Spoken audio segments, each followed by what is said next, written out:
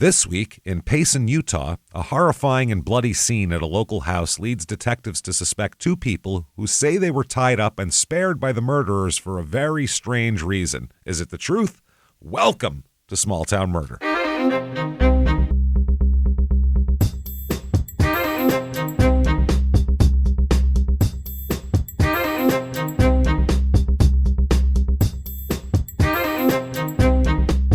Hello, everybody, and welcome back to Small Town Murder. Yay! Oh, yay indeed, Jimmy. Yay indeed. My name is James Petrogallo. I'm here with my co-host. I am Jimmy Wissman. Thank you, folks, so much for joining us today on an absolutely insane edition of Small Town Murder. This is crazy today. The twists and turns in this story, it's a wild mystery, and it's just crazy. You'll never expect what happens to happen. So tune in for that. Before we get to that, shutupandgivememurder.com is the place to get not only all your merchandise for all the shows, Crime and Sports, Your Stupid Opinions, and Small Town Murder, but that's where you get the tickets. Yeah. Live shows. Go get your tickets right now, starting again in the fall. Right now, there are seats left in Seattle, in Philly, and D.C., so get in there and get those tickets. I think there might be a couple left of the ones we released from San Diego, too, so check them out. Maybe? It's possible. I'm not sure. You can look and see, and maybe. So do that. Shutupandgivememurder.com. Come out and see a live show, really, because it's not like it's a lecture. It's a comedy show. We're comedians. You will be laughing. It's a good time. And you get the pictures and the visuals and the jokes. It's good stuff there.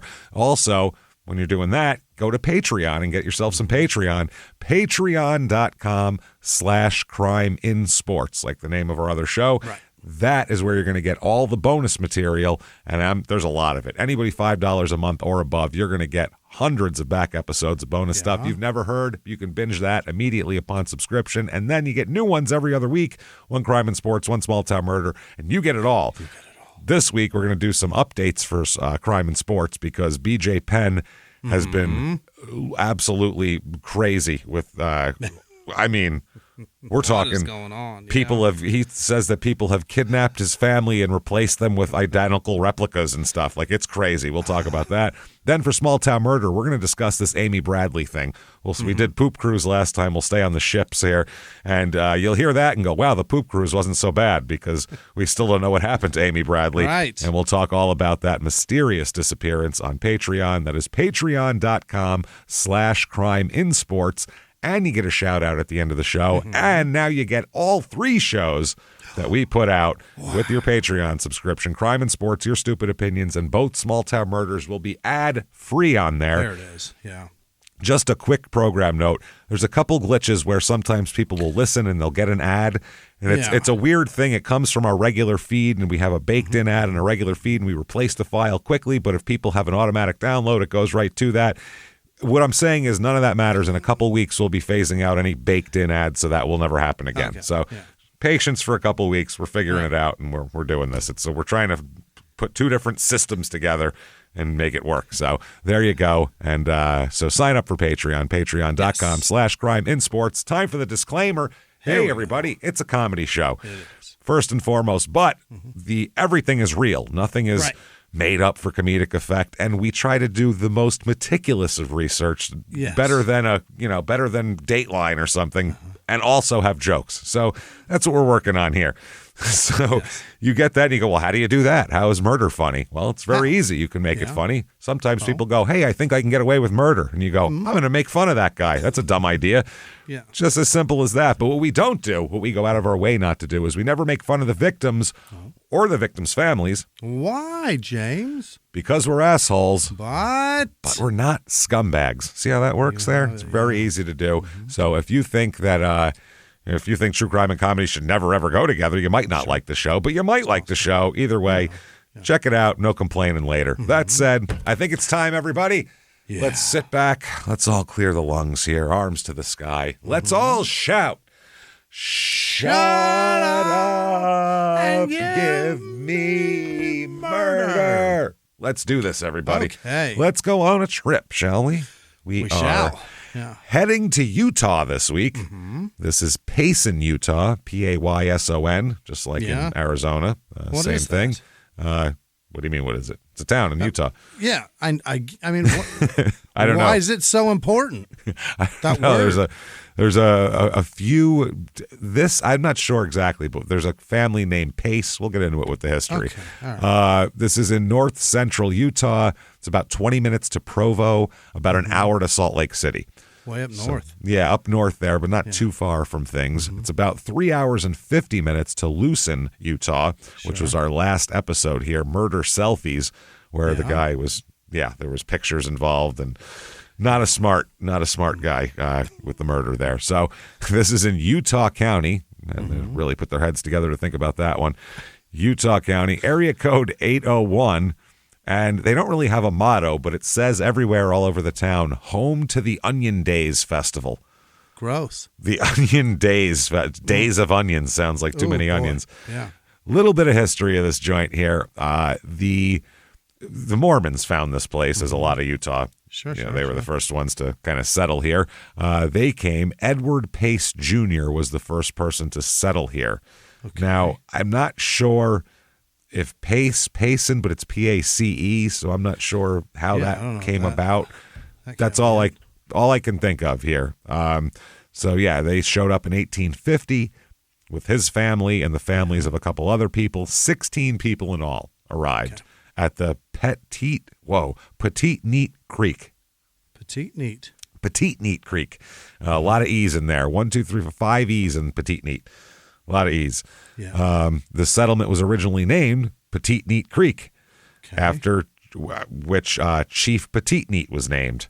Oh. And so they started doing that. In January 1853, the territorial governor, Brigham Young, Steve Young's great-great-grandfather or whatever, he submitted a bill to the Second Utah Territorial Legislature to incorporate Payson as a city, and they passed that act. And it had some stuff going on here for a while. They had an opera house in 1883. Really? An opera house. Yeah, that's kind of like highfalutin for like some small Western town full of Mormons. Those opera houses oftentimes just did plays and shit, too. I suppose, but I mean, they built it as an opera house. So you assume they would be thinking about opera, which I didn't know. I didn't even know opera was allowed in Utah. I wasn't positive. Seems like the right place for it. Really, it's boring. No, it's a bunch of passionate Italians. It's the last place they would be. That's what an opera is. Yeah, a bunch of shit they can't understand too. Emotion and they don't know what the hell they're saying there. In the late 1800s, a factory making horse collars operated in Payson. Oh, exciting! Wow. The Strawberry Valley Reclamation Project was completed in 1912, and then the Utah-Idaho Sugar Company decided to place a sugar beet processing factory in the area. That sugar beets became the big deal. Then in 1897, the beet leafhopper, which is an insect, ate all of the sugar beets, basically, and destroyed everything. Yep. So they ended up reducing the sugar beets and just planting other shit because they were done. It was over with. So that the bugs can't get them. And I think the spot of that now is a fertilizer factory now. Really? They were processing this stuff. Okay. Reviews of this town. Here's 5 stars. I've lived in and near Payson my whole life. It is my home. Yeah. The people are fun, and the surrounding areas make it a great place to raise a family and be with friends. Yeah. Kind of your typical 5-star review of a place. Sure. I love it. It's nice. I grew up here. Here's 3 stars. City struggles to keep up on street repair. Sure. I mean, it's cold there, so shit cracks. Gets cold, gets warm. Streets break. Happens. Go to Michigan and then complain. Yeah, right. Yeah. I mean, can't be I want to hear it. Not enough traffic lights versus the amount of people. Businesses struggle to stay here. The planning is poor. So in one breath, not enough traffic lights. I want to stop more. What are you talking about? Apparently, it makes chaos. I don't know what the hell they're talking about, but they're saying there's so many people, but then businesses struggle to stay open. So I don't understand it. How is there so many people at the businesses Shit can't? businesses? I don't get it. It has to be. Here's 2 stars. The attitude around the city is, we have been a crappy little town forever. There is no reason to get better in anything we do. So it's history now. It's history. It's our legacy. It's really our heritage, and we embrace suck. it. We're going to run with it. We're going to just run with that. People in this town, 21,093. So not a big place, not a small place, and it's been growing a lot in the last 20 years. So it was a much smaller place a while back. A few more males than females, which is kind of not the norm. Almost, it's about 51.5% men, which is weird.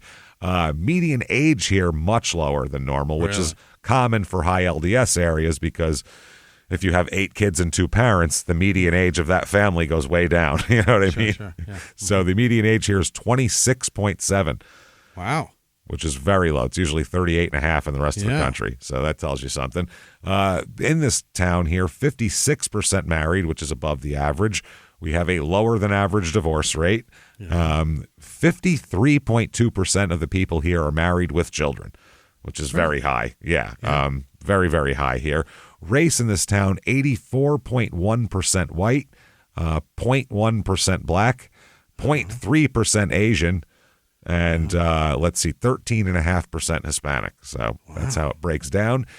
In this town, now normally 50-50 is normal for religion, average for the rest of the country.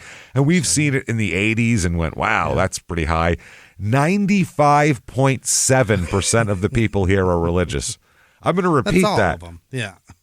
95.7% of people anywhere shouldn't agree on anything. First of all, they shouldn't agree on that, water keeps you hydrated. Like, you can't get 96% of people to agree. Do anything.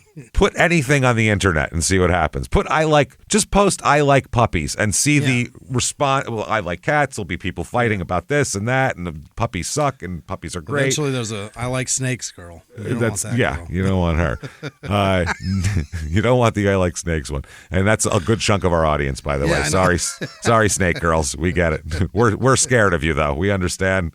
You're fine and you're normal, but you love it. We're a little frightened. That's all we're saying. Touch that. It's more on us as men. We're a little, it frightens us a bit. Yeah, that's pretty embarrassing. It's not about you. It's about our problems. 93.3% of this people in this town are Mormon.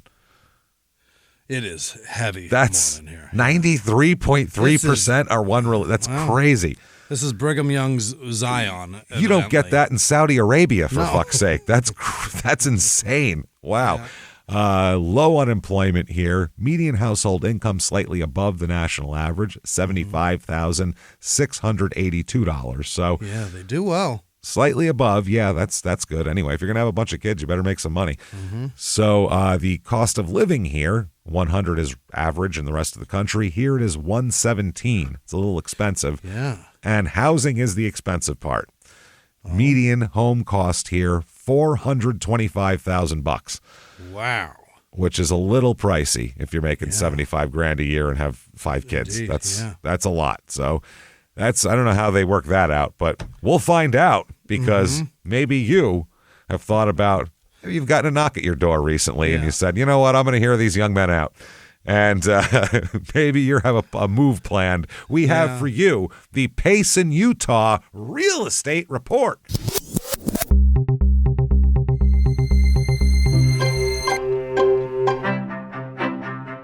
All right.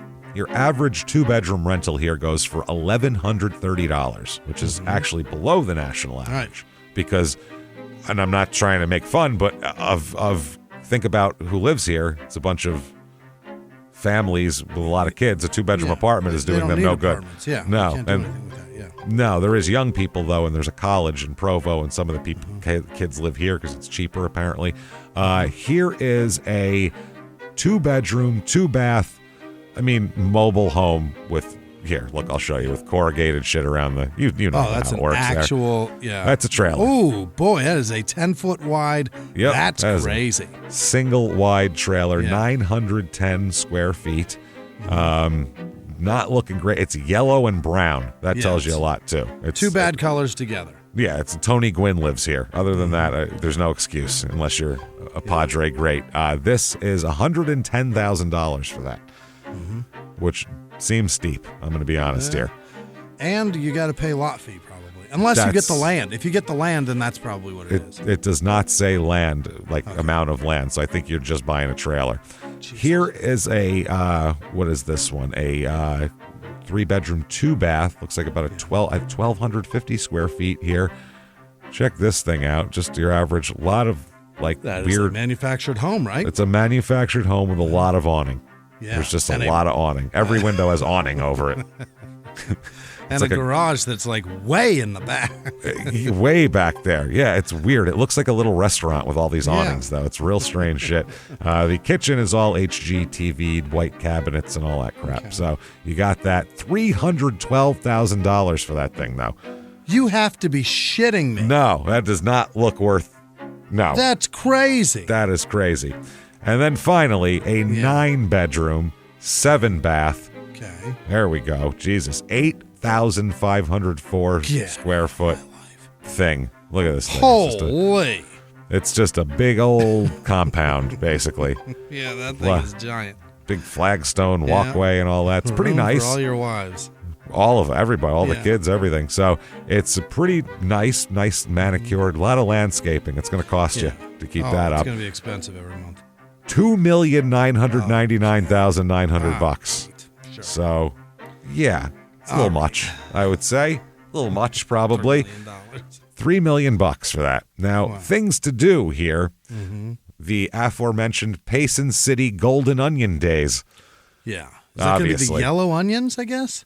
I suppose so. They don't say the worst onions, the yellow onions. Yeah, They're that's most useless. So vile. God, Whites have their taste. White onions have the nice flavor. Red onions are great. I love an Italian guy, so I love a red onion and everything, but not on a those sandwich, yellow onions. On a pizza. Those yellow onions are garbage. Poor people onions. They're disgusting. Those are like... When I lived in that apartment, the guys below me, remember every night they would sweat down onions? You had to close all the windows and everything. They were yellow onions. You could smell them. I don't know what they were doing down there, but they were sweating down a 30-gallon pot of onions every night, those people. They bought those from a grocery store that has flies on the produce. Oh, for sure. Yeah, Gross. They were like extra onions that they didn't need anymore. So this celebration was held first in 1929. Mm-hmm. As an opportunity for residents and former residents to renew old friendships and make new ones. Mm-hmm. If you don't live there anymore, what the hell do you care? That's weird. You got to make new friendships, James. New friends with new people. Originally known as the Onion Harvest and Homecoming, the event honored Payson's status as an agricultural district and outstanding producer of onions. Yeah, outstanding. Yeah, they renamed it Payson City Golden Onion Days, and that's what it is now. It's held every year, Labor Day weekend. There's concerts that they don't tell you who's going to be there, which doesn't help. Yeah. There's a carnival. There's a car show, 5K, 10K, parade, fireworks, a baby contest. Are you kidding? Doesn't say a baby beauty contest. Just who's the most baby out of this. That one looks like a baby. Hold on, let me smell its breath. Yeah, that's a baby. I smelled its breath. Formula on there. Nipple breath. There's nipple breath. I smell it. That's definitely a baby. So there's that. Now in 2024, they said from an article leading up to the 2024 show, I almost said festival, they said there's been a lot of excitement around the city of Payson in recent months from a successful push to bring actor Kevin Bacon back to the city and its high school for the 40th anniversary of the movie Footloose to the revamping of the city. I believe so. Okay. So this is the town you're not allowed to dance in. You know what I'm saying? I know why now. But like when they were making this movie, they said, we need a place to film that looks like you're not allowed to dance looks there. Like it's no fun. And they said, Payson, Utah. Boom, nailed it. So that's where we're at. Wow. There's also the Payson Scottish Festival. Okay. I didn't know there were Scottish Mormons, but let's find out what they do there. They have, let's see, there's a 2-day festival. That kind of kills the whole point of being Scottish, doesn't it? You don't even drink. That's so weird. Yeah, well, imagine a Scottish guy getting 3.2 beer. They'd be so pissed, so mad. I've had this, a mouthwash? I've had 14 of these. I can't feel a thing. You're right, cunt fox. I still feel everything. Jesus Christ. They have a strongman competition at 4 o'clock. Then there's a piping area. Yeah. Piping. This is where you hang out and pipe. This is where you do your piping. There is a bagpiping solo competition. Yeah. How much do you want to bet somebody every year does like Sweet Child of Mine solo on a bagpipe though? Is that a multi-instrument? You know what I mean? Like, can you lead bagpipe and rhythm bagpipe? Is there? Oh yeah. There's a whole there's groups of pipers, man. They got a whole band of pipers. That's I feel crazy. like the pipes, they're all on the same frequency though. They just do the same thing. Right. There's not a bass piper. Somebody play low, you play high. I'm not sure how that works here. That's weird. But there's a solo competition. Yeah. Then the band's playing. We have 5:30 p.m. Benson plays. Yeah. Bensun. Benson. Yeah. They'll be there. At 6:30, the Payson High School Pipe Band plays. Okay. That's what I want to see. Yeah. High schoolers do bagpipes. That sounds great. They only get Yeah. They only get a 15-minute set. The pipe band. Yeah, I mean, how much bagpipe can you listen to?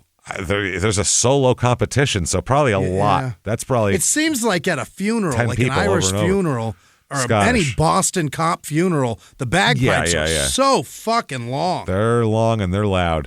Then at enough. 6:45, the Bonnie Knees contest. Knees, Knees. Yeah. Knees, and it says anyone in a kilt can enter. Who has the most attractive knees? Yeah, I don't know. I'm not sure. At 7 p.m., Dragon Keel Teach Irish Dancers. Okay. 7:50, the Men of Worth will be performing. Yeah. Oh boy, gotta have them. 8:35, the Follow AM the useless ones. Yeah, the Men of Little Value. Follow them. The AML Trio after that. On Saturday, they have a drum major competition. From 8 a.m. to 4:30 p.m. on the field, they say Scottish heavy athletics. That's all they say. He's just throwing shit. I was going to say that includes like a bar fighting competition, and there's many different ones. Somebody getting glassed. Oh, my God. They have the Men of Worth are back. They have 2 sets that day. Fiddler's Rally. Well, 3 sets. Men of Worth play at 12, 2, and 5. God dang, these guys. It's just too much. And then there's a dance. Dance competitions in the elementary school auditorium. So everyone wants to show up for that. Crime rate in this town, what we are interested in. Now, you'd figure these nice, God-fearing Mormon people, there'd be no crime at all. Well, property crime, right about average in the United States. So I don't know what the hell's going on here, but something's happening. Violent crime, murder, rape, robbery, and, of course, assault. The Mount Rushmore of crime is less than half. It's under half the average. So pretty not safe. even half. So safe as far as violence goes. With the property crime, it's pretty high. That said, let's talk about some real weird murder here. Let's talk about some vicious shit that, wow, is this a messed up story? Okay. Yeah. Let's start out with a man we'll talk about here. A really interesting, eccentric guy, okay? Yeah. Interesting guy. Dr. K. Mortensen, Mortensen, Mortensen. K-A-Y? K-A-Y. He's a man. Really? K. Sherman Mortensen. And K's his whole first name, too. Really? So family name. Oh, I'm not sure.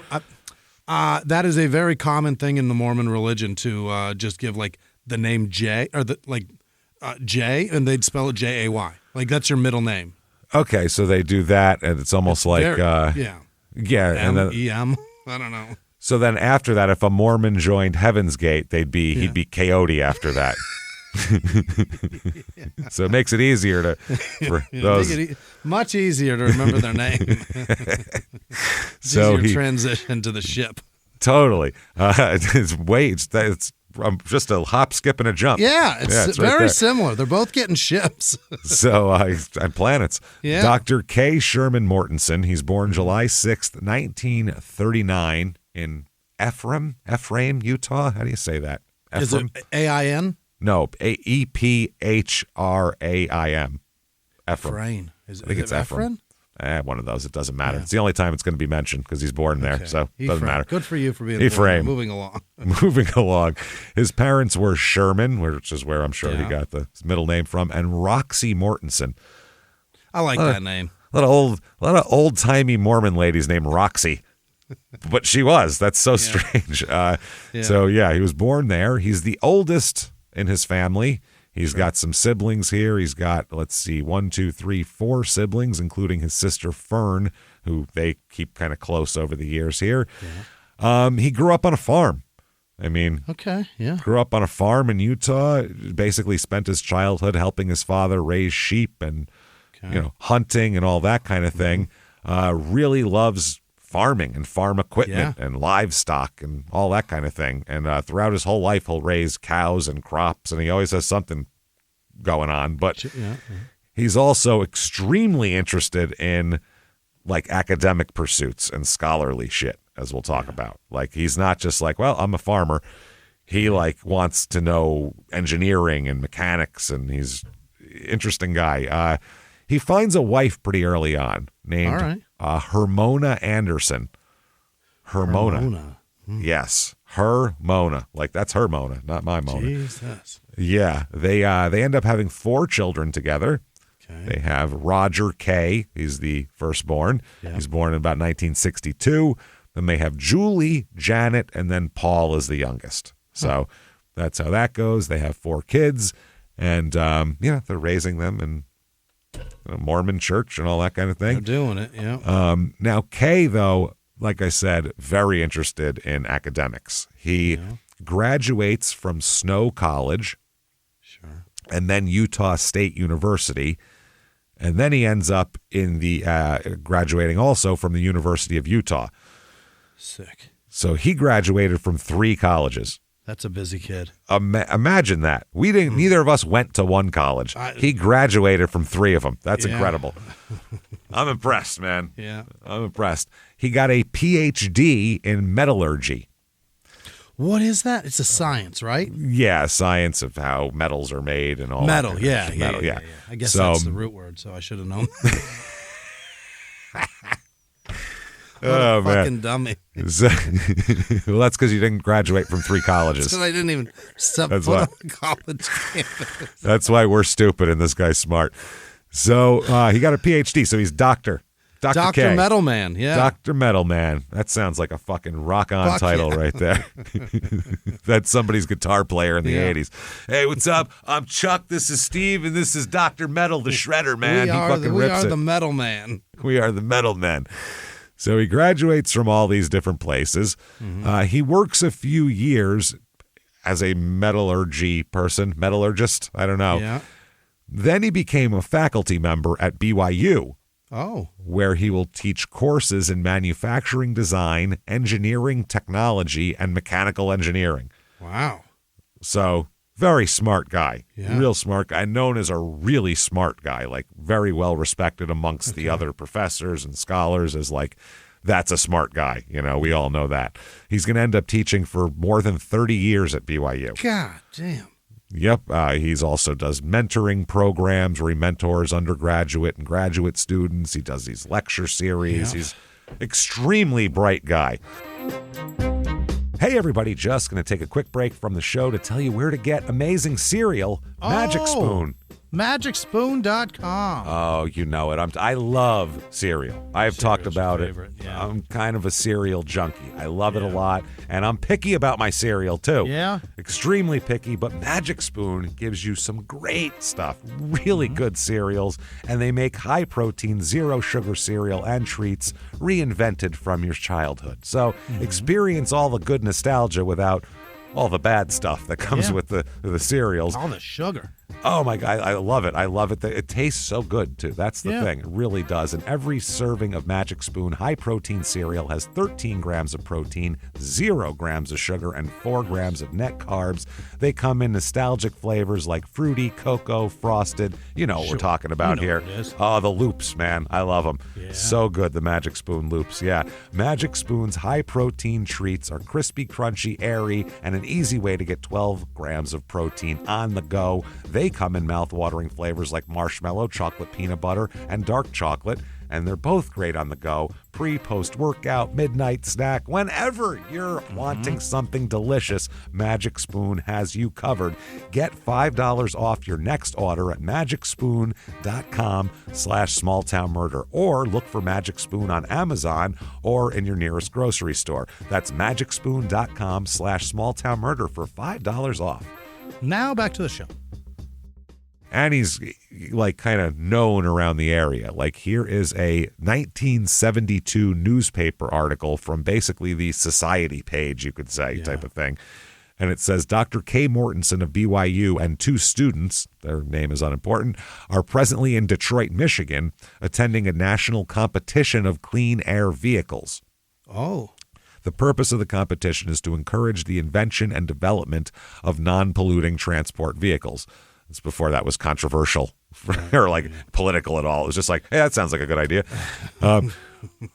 Roger, as far as anything, it was just divisive line. It was just new science. Yeah, it was just let's look for new science shit. Roger Billings invented, that's one of the students, and designed the hydrogen engine, which they will enter in the competition. The engine was adapted to 2 automobiles, a Volkswagen and a Mazda, which were donated by auto dealerships. Gasoline was also donated for the competition. Let's see. The engine developed by Mr. Billings actually cleans the air rather than polluting it. It like takes in air and then puts it out better. Oh. As part of the engine. The intake cleans the air and filters it. Weird. Yeah. Real weird. I mean, sounds like a good idea, but I don't know. Ionizes it. So they also say in this article, Mrs. K. Mortensen, his wife, Harmona there, and 3 children and her sister are in Spanish Fork spending a few days at the home of K's parents. So there we go. 1984, he's doing more smart but boring shit. Listen to this. Okay, December 13th, 1984, the Herald newspaper, Provo, Utah. The headline is, all consumers would suffer if Geneva Steel fails. Okay. I'm just going to read you the first paragraph because it's boring. It isn't just Utah County steelworkers who will suffer if U.S. Steel's Orem Geneva work shuts down. It's the consumer on all levels. That's the opinion of Dr. K. Mortensen, a Brigham Young University professor of technology who participated in a panel discussion of problems in the steel industry at BYU Tuesday. He said, this is a very complex issue. He said, Geneva employees have the highest level of education of any steelworker in the nation. The innovative ability of Geneva employees may be its major asset. So this is the kind of boring shit he's doing.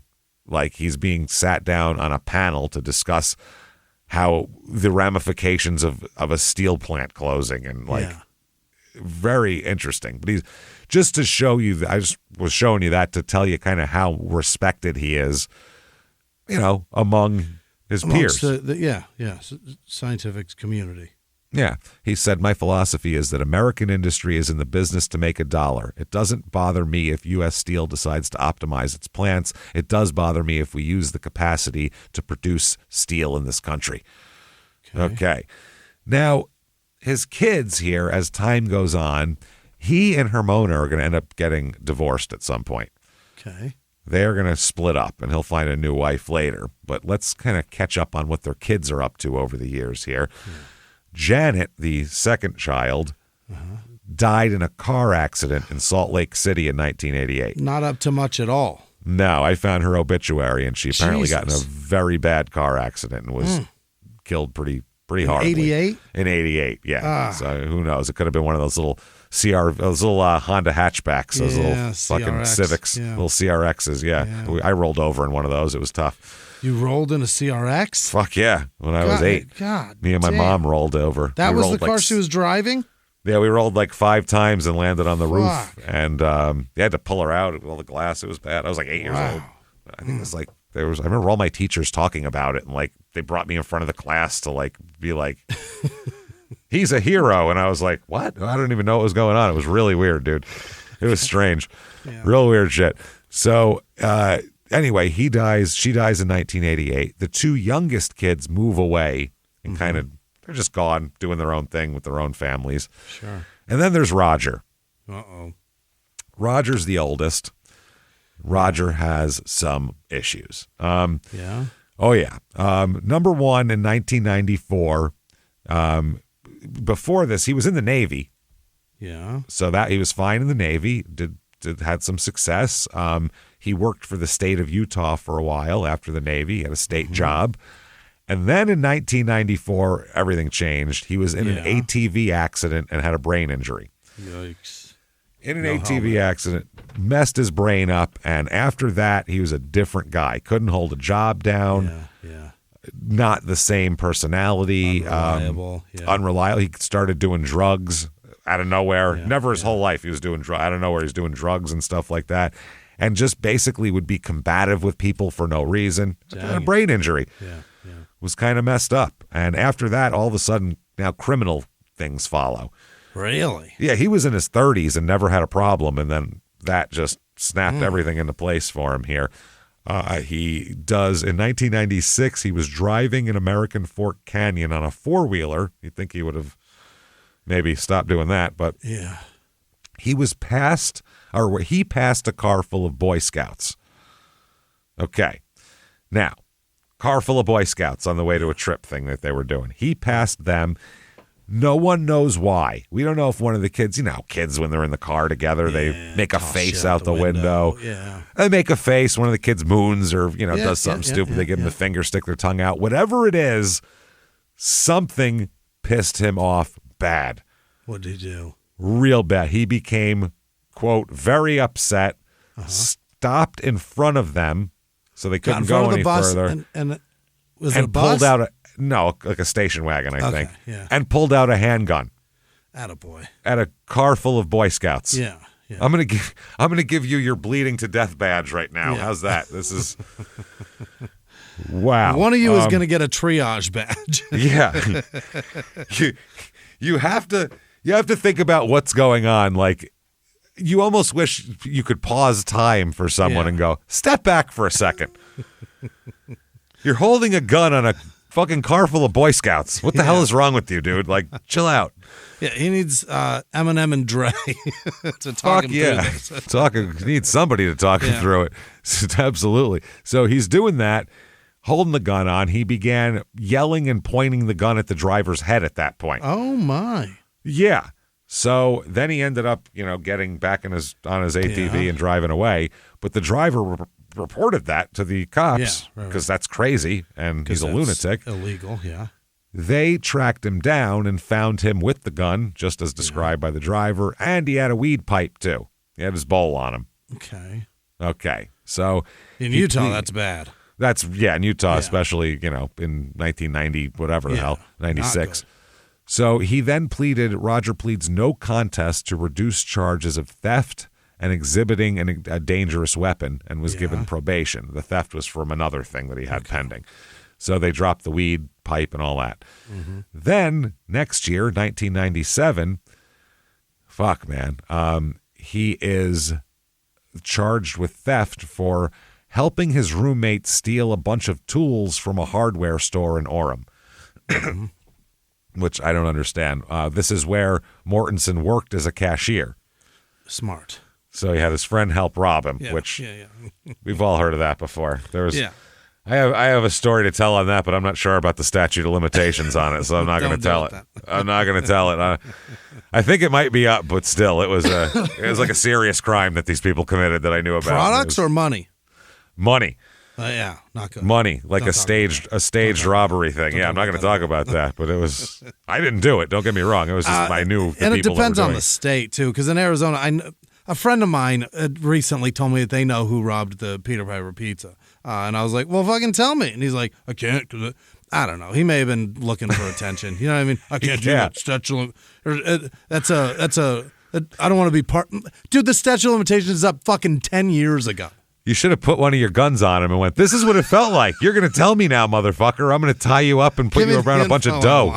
You fucking idiot. This is how I felt while it was happening. Now you're going to talk. Yeah. Talk. Bladder feel a little weak. Oh, I'm telling you, man. Scary, isn't it? Yeah, it is, right? Now you're going to tell me. Well, I guess you're not going to tell anyone about this then, since you're so fucking tight-lipped. So I'm not real worried about it, huh? I feel that adrenaline. That's what I'm thinking to shake. It's weird. That's how it works, huh? So now a jury found him in the hardware robbery. No. The jury found him guilty but mentally ill. Oh. Yeah. Oh, because he has that brain injury. He has a brain injury, and he's just not right. They looked at his history where he had nothing wrong up until 1994, then brain injury, then a bunch of crazy shit. And they went, okay, we think that's the reason why. Then in 1999, he was in jail for some reason. Sure. And received a pretty good beating in the jail. We don't know if it's from staff or inmates. Probably, yeah. But, I mean, he got a pretty good beat. So he was beaten pretty badly in jail in 1999, which, like we said, his brain injury, I don't think that's the best thing for it, probably, to get jostled around a little bit more. In 2000, he is again arrested for violating a protective order by allegedly making harassing phone calls to his ex-wife in which he threatened to kill his stepson. Oh, boy. I will kill your child. Yeah. A judge ordered him to take an anger management class. Really? I think his brain is fucked up. I don't think it's a matter of knowledge. I think it's a matter of lack of self-control, impulse control. I don't think any courses are going to they're not going to stop this. Yeah. They're not going to fix frontal lobe damage, I don't think. That's not going to happen. In 2002, his stepson that he was threatened to kill the year before assaulted him with a baseball bat. Oh? Beat him in the head with a baseball bat, Roger. Wow. So badly that Roger had to have metal plates put in his head. Is that right? His brain has been through it, man. No kidding. Wow, that is scary. I mean, think now about it's a thick candy shell. Yeah, that's good for it, probably. Yeah. Now it's a big peanut M&M. But that is like, man, that's a lot, dude. It's dangerous, That's too much. It's a lot of brain injuries. Then, in 2003, same stepson, by the way. Yeah. Jesus Christ.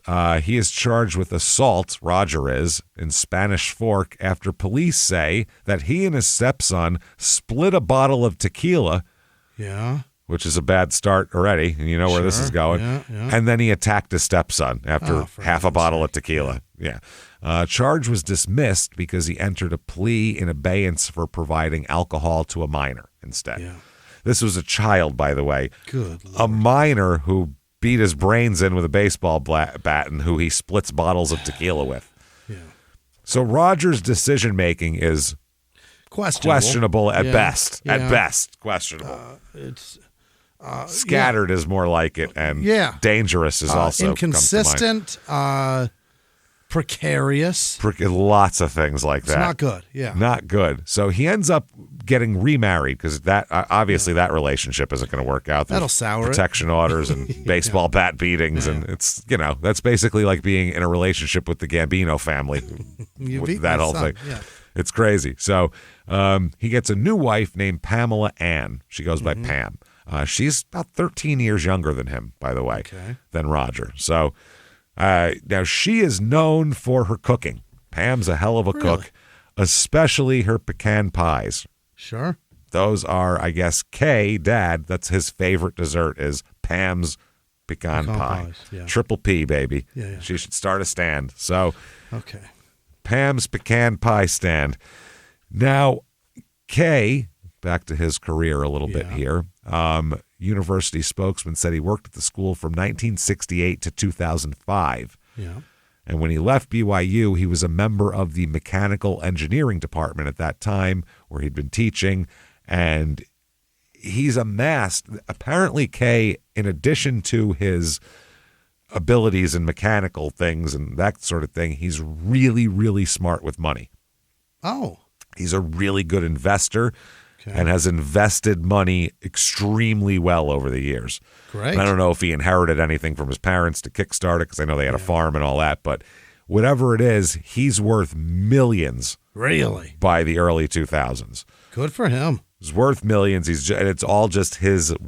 He's really methodical about the way he invests. He tracks and makes charts. He's a math guy. I mean, that's what he does. And he finds a new wife as well. Oh. One with a name that's a little better than Hermona.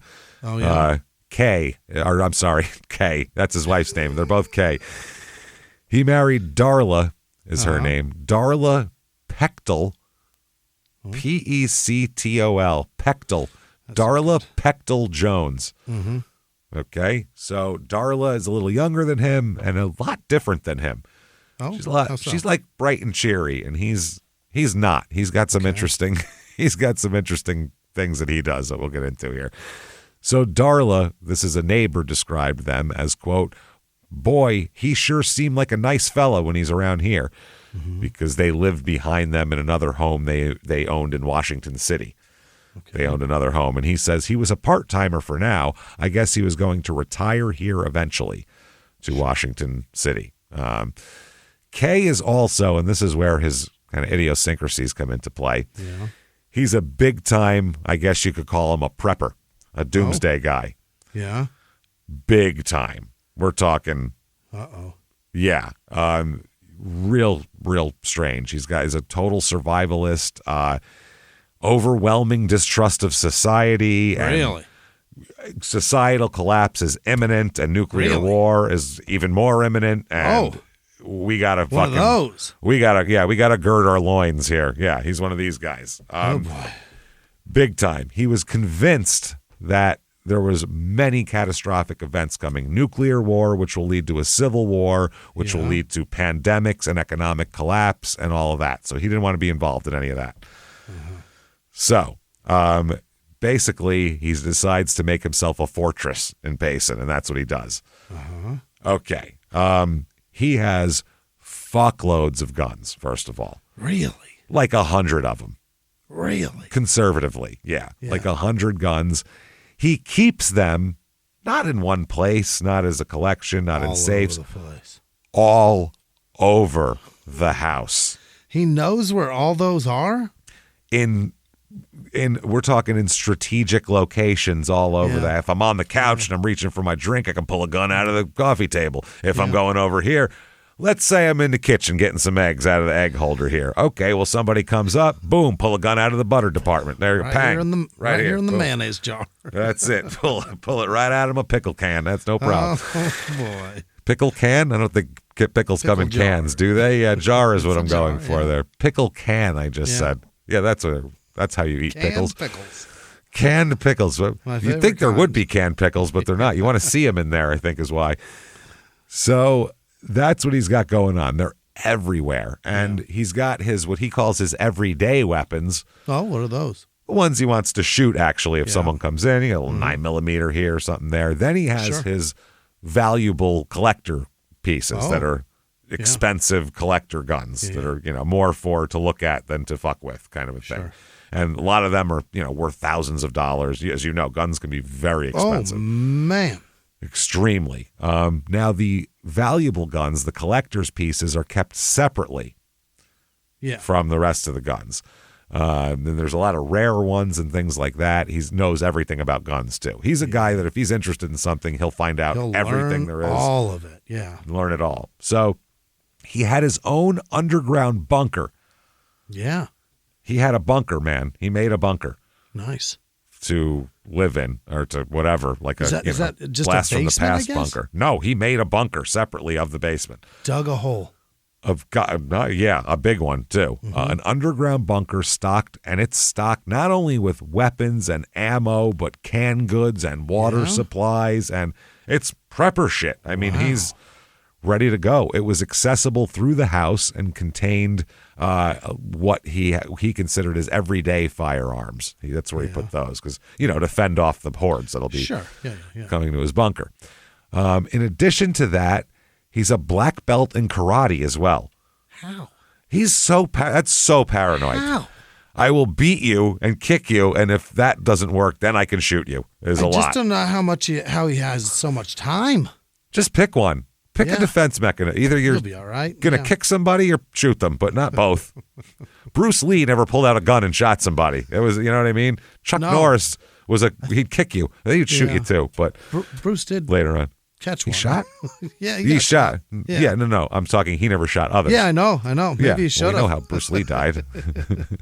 Maybe he should have. How would karate have kept him out of that one? No. Maybe he should have had a gun is my point. Bruce Lee. Yeah. I don't think he needed it. I think he was good. He got shot, didn't he?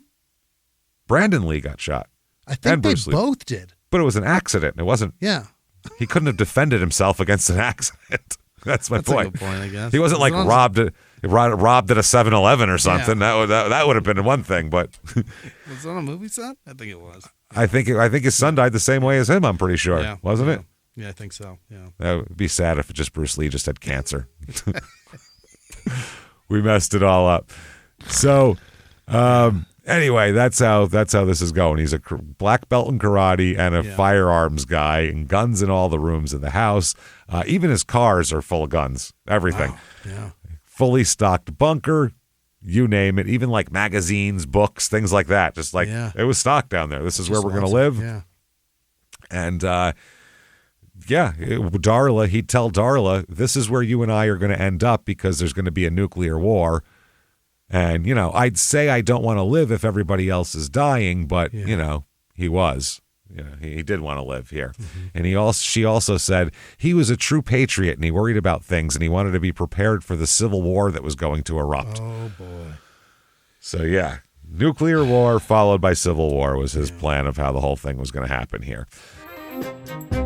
Hey, everybody, just going to take a quick break from the show to tell you the best place to get wines, Naked Wines. NakedWines.com. Absolutely. You walk into a grocery store, there's aisles of wines. It's up to the ceiling, to the floor. Yeah. What are you supposed to pick? It's so hard to do it. It really is. That's why we love Naked Wines. Also, you're going to be a guest somewhere. Bring a bottle of wine over with you. So nice. What are you going to be, a schmuck walking in there with no wine, with nothing? Yeah. There's a lot of things to do. Your podcasts and work and all this stuff. And with this daily rotation, need something to keep the cabinet stocked with wine, and that is where Naked Wines come in. You need Naked Wines. This podcast is sponsored by Naked Wines. Naked is a wine club that directly connects you to the world's best independent winemakers, so you can get world-class wines delivered straight to your door. Use our code SmallTownMurder for the code and password at nakedwines.com and get 6 bottles for just $39.99. It's amazing. I loved it. I told them I like Pinot Noir. They sent me 6 really nice Pinot Noirs, some Oregon ones that I really, really like. I like those Willamette Valley Pinots. They're good stuff. Yeah. I love the Willamette Valley Pinot Noirs that I got from Naked Wines. And Naked brings you amazing wine straight from the winery at up to 60% less than what you would pay in the store. You cut out those middlemen and the markups and all that kind of stuff. Mm-hmm. And then you end up very, very happy with awesome bottles of wine. Naked Wines has been around for over 15 years and backs over 90 independent winemakers around the world. Now is the time to join the Naked Wines community. Head to nakedwines.com/smalltownmurder. Click enter voucher and put in our code SmallTownMurder for both the code and password for 6 bottles of wine for just $39.99 with shipping included. That's $100 off your first 6 bottles at nakedwines.com/smalltownmurder and use the code and password SmallTownMurder for 6 bottles of wine for $39.99. Now back to the show. Hey, everybody, just going to take a quick break from the show to tell you about how to feel good with Soul. Oh, getsoul.com. Absolutely. Soul is a wellness brand that believes feeling good should be fun and easy. Soul specializes in delicious hemp-derived THC and CBD products designed to boost your mind and help you unwind. I think you guys know that I'm behind this 100%, and so is Jimmy. Their best-selling out-of-office gummies were designed to provide a mild, relaxing buzz, boost your mood, enhance creativity, and relaxation. I like the Soul products. Yeah. They will help you chill. They'll help you feel good. Help you relax. Just nice for a night on the couch or a night sitting down putting together a Small Town Murder episode or really anything. Just hanging. It's good stuff here. Watching some TV. Really like what they have going on here. And I'm not a big, I'm not a big drinker or anything like that. No. I don't want a hangover. I don't want any of that stuff. So Soul products are going to be great for that. And also the calories. You don't want to drink all those calories up. It could be fun, but you're going to feel like garbage. You're going to, you're going to get fat. You don't want all that stuff here. No. So that's why love going out, hanging out. That's why I've been reaching for the Soul out of office gummies. Nice. Perfect little lift to keep the good vibes going and give you that little a little social buzz going, but no hangover. It's nice. Sometimes you need a little something, so this will do it for you. The out-of-office gummies come in 4 different strengths, so you can find the perfect dose for your vibe here. Gentle microdose, perfect buzz, noticeable high, or a fully lit experience, which is what I go for. Yes. They're really good. They also have a new out-of-office beverage, a refreshing alcohol-free alternative for summer sipping. Love those drinks there. They also have many products with or without THC, including gummies and capsules that'll help you with sleep and stress and pain, focus, you name it, it's going to help you. Bring on the good vibes and treat yourself to Soul today, right now. Soul is offering our audience 30% off your entire order. Go to getsoul.com and use the code SmallTownMurder. That's getsoul.com, promo code SmallTownMurder for 30% off. Now back to the show. So this guy, between the karate and the guns and the prepping, he's ready to kill you to defend his water supply. Certainly, essentially. Yeah. So and Fern, his sister, once asked him what would happen if I'm not prepared and I'm hungry or my kids are hungry. Can we come to the house? And he said, no, I'll probably just shoot you. Yeah. Don't have enough for everybody. Get out of here. Yeah. Yeah. No good. Yeah. So how does Darla feel about this, his new wife? She cool with all this? Yeah. Well, I mean, everybody said that she kind of softened him up a little bit because she's not like this at all. Yeah. So not as far as the prepping and all that shit goes, but in terms of his harder edges, she kind of smoothed him a drop here. Not so terrified of the world. She is. She accepted it because she said, well, that's him, whatever, but it doesn't affect me that much. So she said, I think we both felt like we were back being teenagers again because we both, hadn't really had love for quite a few years. And she had kids of her own as well. Kay has adult children. She's got adult children. There's, all sorts of, they both have had lives before this, and now they're going to come in and, live their golden years together, essentially here. Yeah. And she was into her own shit, too. She was into, like normal shit people do when they retire, they golf and things like that. She liked vintage cars, which is cool. Yeah. I'd much rather have a bunch of vintage cars than a basement and a bunker and a fucking much more guns. Fun. Sell the guns, buy a car. Kill me in my 68 Camaro or whatever. That's fine. Just annihilate me in a nuclear fashion while I'm driving my 71 Cooter or whatever the fuck. You know what I mean? Like, I don't care. It's better. So they were happy, but he'd say, we're good. Let's just be happy. He told Darla that, what else do we need to do? We're retired. We have plenty of money. Let's just have fun. Yeah. Which sounds great. Darla also said that he made most of his money buying gold at $250 an ounce, which apparently it went up significantly after that. Yeah. And she said he just had the foresight. He's always said, the bill isn't going to be worth anything, so you need it to grow. He put his money into a trust so that Roger and his other children would inherit everything when he was gone as well. Everybody said he wasn't spending it. He's very frugal, worth millions, extremely frugal, except when it comes to, guns and cans of doomsday preparations. That sky's the limit, but everything else very frugal. Darla said very frugal, and I used to say to him, I said, when is it you're going to spend your money? What are you waiting for? What are you doing here? Yeah. So that prompted him to finally promise Darla that, fine, I'm going to travel with you and we'll see the world. Let's do that. Yeah. I'll get out of my bunker. But, he's still in the bunker for now. And like I said, Darla has her own grandchildren and children. Everybody kind of blends together pretty seamlessly, though. Because, they're all adults. You meet them at Thanksgiving. Hey, how you doing? It's not like you have to live with these people, so who gives a shit? Very little effort.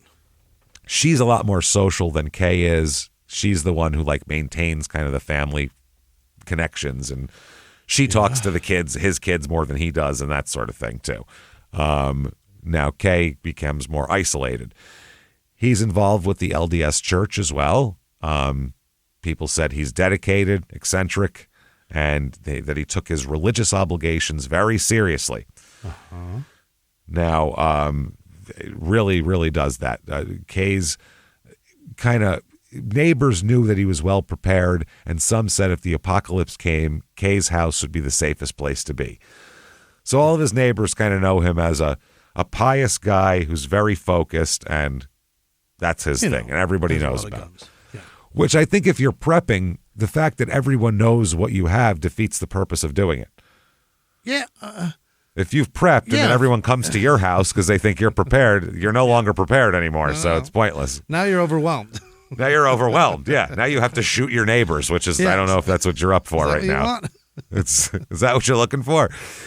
So Kay spends a lot of time with Roger. He's kind of the only person he really hangs out with besides Darla. They're very close. Best friends, people say. They do everything together. They're nothing alike, by the way. Oh.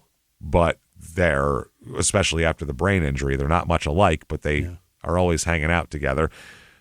By this point, Roger cannot work. He lives on disability. Oh, no. His brain just doesn't connect things very well sometimes.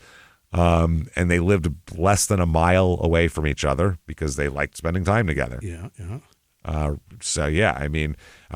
Roger later said, if I ever needed help, he'd be there in a minute to help me.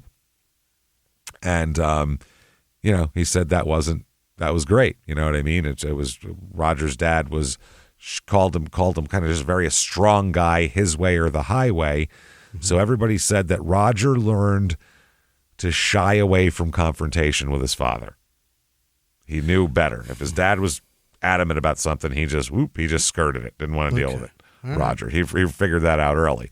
Now Darla will go right at him and say, what are you doing? You know what I mean? She's a different story, and he's okay with it. So whatever. So like I said, these two guys, they spend a lot of time together. They'd go camping together and play games. Roger would often help Kay with projects around the property. And so they're always together. Roger knows the home. He knows all about the prepping and the guns and where everything is and all that kind of shit. Roger knew about the bunker. He knows all of this stuff.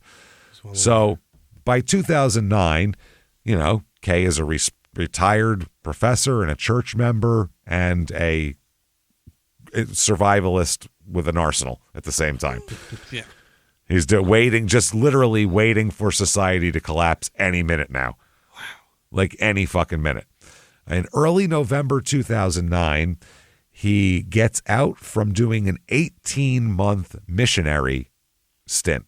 Right. I just said that like jail. Yeah. He just said it like he was released from jail.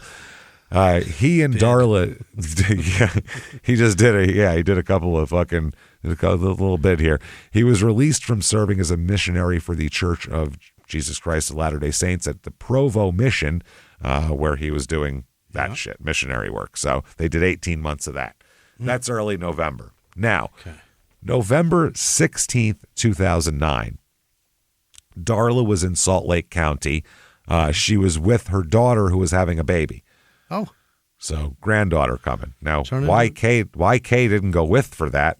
Weird, but he stayed home. He's prepping the bunker. He's got things to do. Step-grandfather, I guess, in that situation? Yeah, you go with your wife. Yeah, I suppose. That's a family event. You make her go by herself. Plus, it's like a drive. Go with her. What are you doing? You're retired. It's a ride out, yeah. Who gives a shit? Guys stop for lunch on the way, have a good time. So she was delayed that day getting back and was coming home later than expected. So she was supposed to be home kind of early evening, and now it's, pushing 9 o'clock and she's still not home yet. All right. Then at 8:52 p.m., a 911 call comes in. Uh-oh. Okay. This is a 911 call made by Roger. Oh. And Pam is there as well, and they'll pass the phone kind of back and forth to each other as the events progress here. It's Roger on the line. His voice sounds a little shaky, and he says that there's these guys in here, and they came in, and we were tied up, and he's really mumbling and stumbling.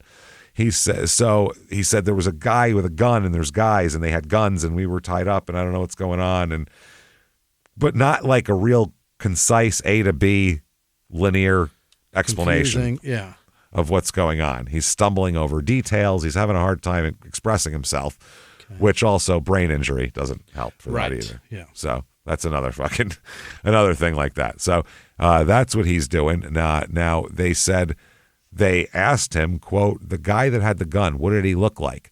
Was he a white guy, a black guy? And he, basic details. You've said it's a guy. Yeah. Let's get a color, then maybe a height, and then, we'll go from there. What was he wearing? Shit like that. Yeah, he said, I don't know. And they're like, okay, how many were there? How many guys were there? Okay, that's what he says to them. He asked them how many guys there were? He said, I don't know. How many were there? How many guys were there? Uh-huh. That's what he says. Like, is that your question you're asking me? Like, obviously that's the question. Yeah. What? Yeah. Yeah. So the dispatcher says, white, black, Hispanic? Mm-hmm. Let's get some more info. He says, 3 white males came out, 2 white males. That's his response. Okay. 3 white males came out, 2 white males. Okay. Okay. I don't know what that means. Yeah. So then they're saying, we think something happened to my dad. Okay. We think there's something wrong with it. We think there's something wrong. We're calling him. He's not answering. Okay. So they say to him, the dispatcher asks Pamela, who now is on the phone, I have help on the way, but I just need some information. Is he dead? The other guy in the house, is Kay dead? Pam responds, quote, I don't know. And then says, my husband went upstairs, looked around, or went to look. I don't know if he is or not. Oh, boy. If you're the dispatcher, this is a very frustrating call. Yeah, because you got to get the right people to the scene. You'd love to get them police and fire and ambulance and all this different shit, but they're not helping with vital information at all here. So then Roger gets on the phone again after he comes down, and they said, you sure your dad's cold to the touch?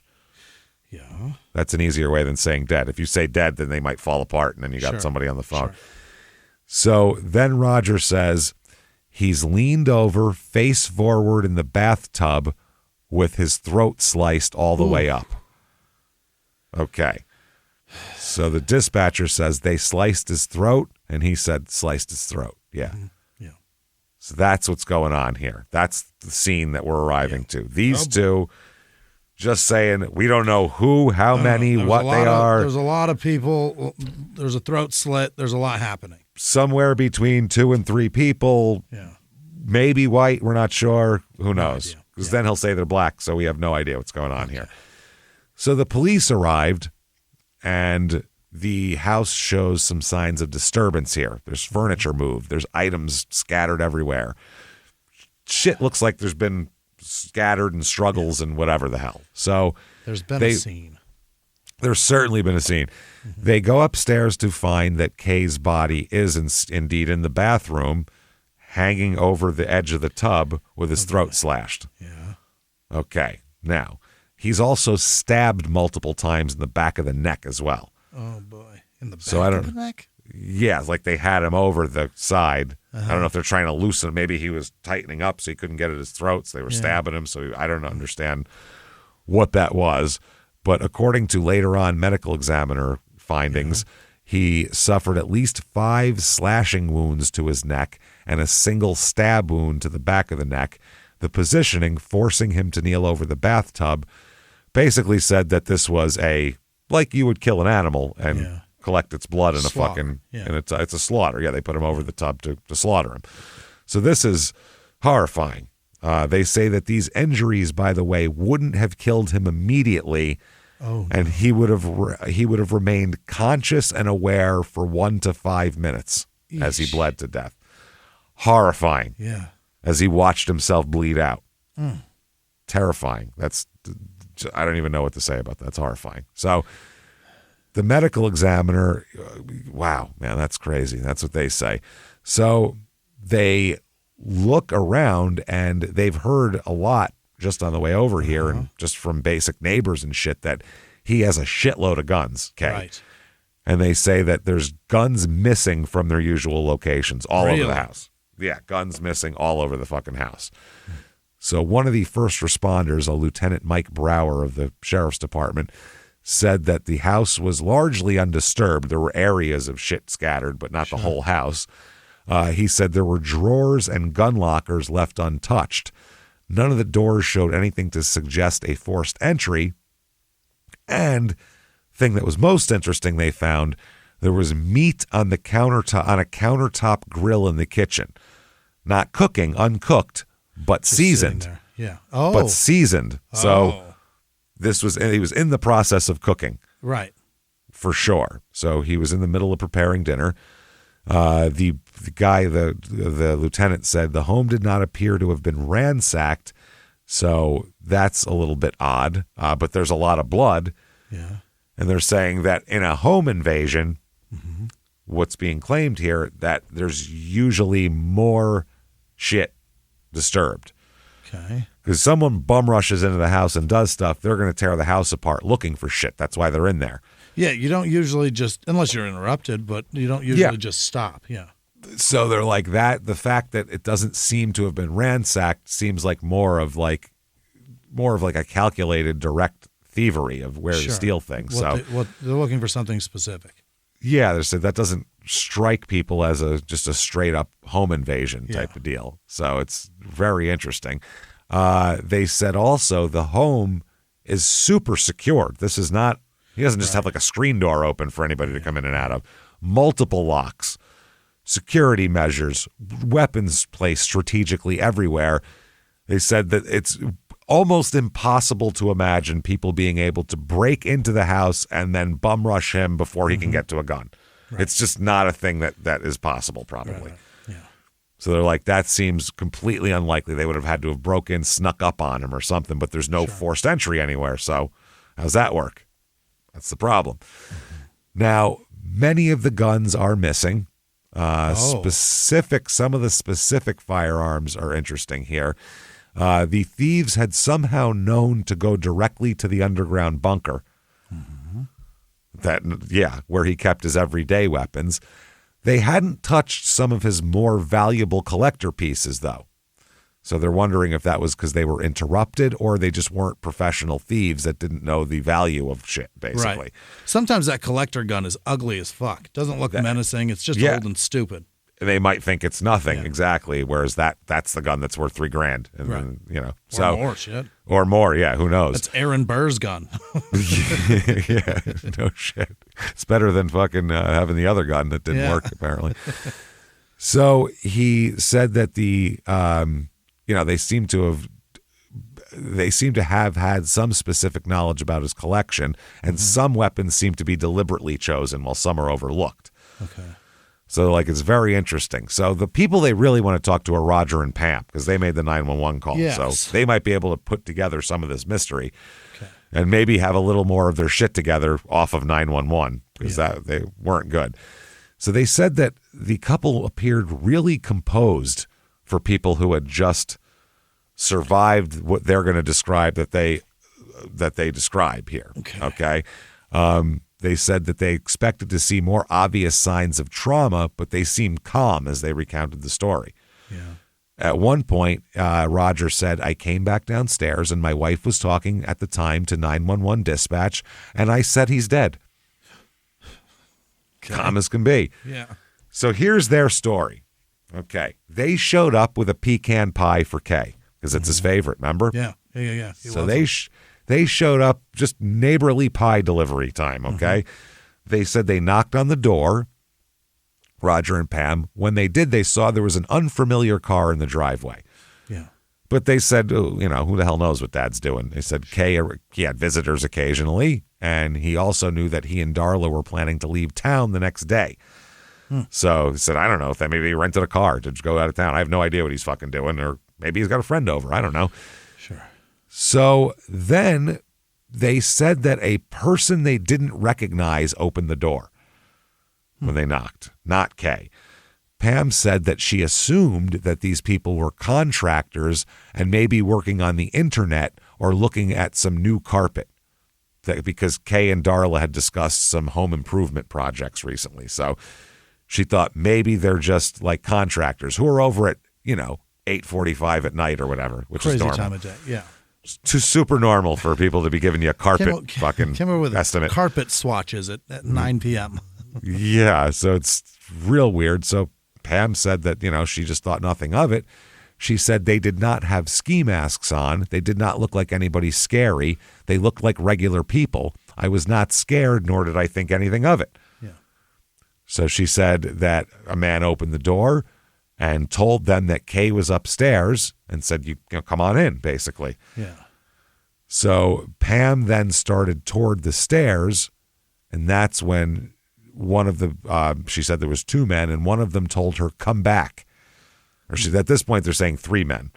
Yeah. So they're saying one of the men told her, come back, and that's when she noticed he was holding a gun.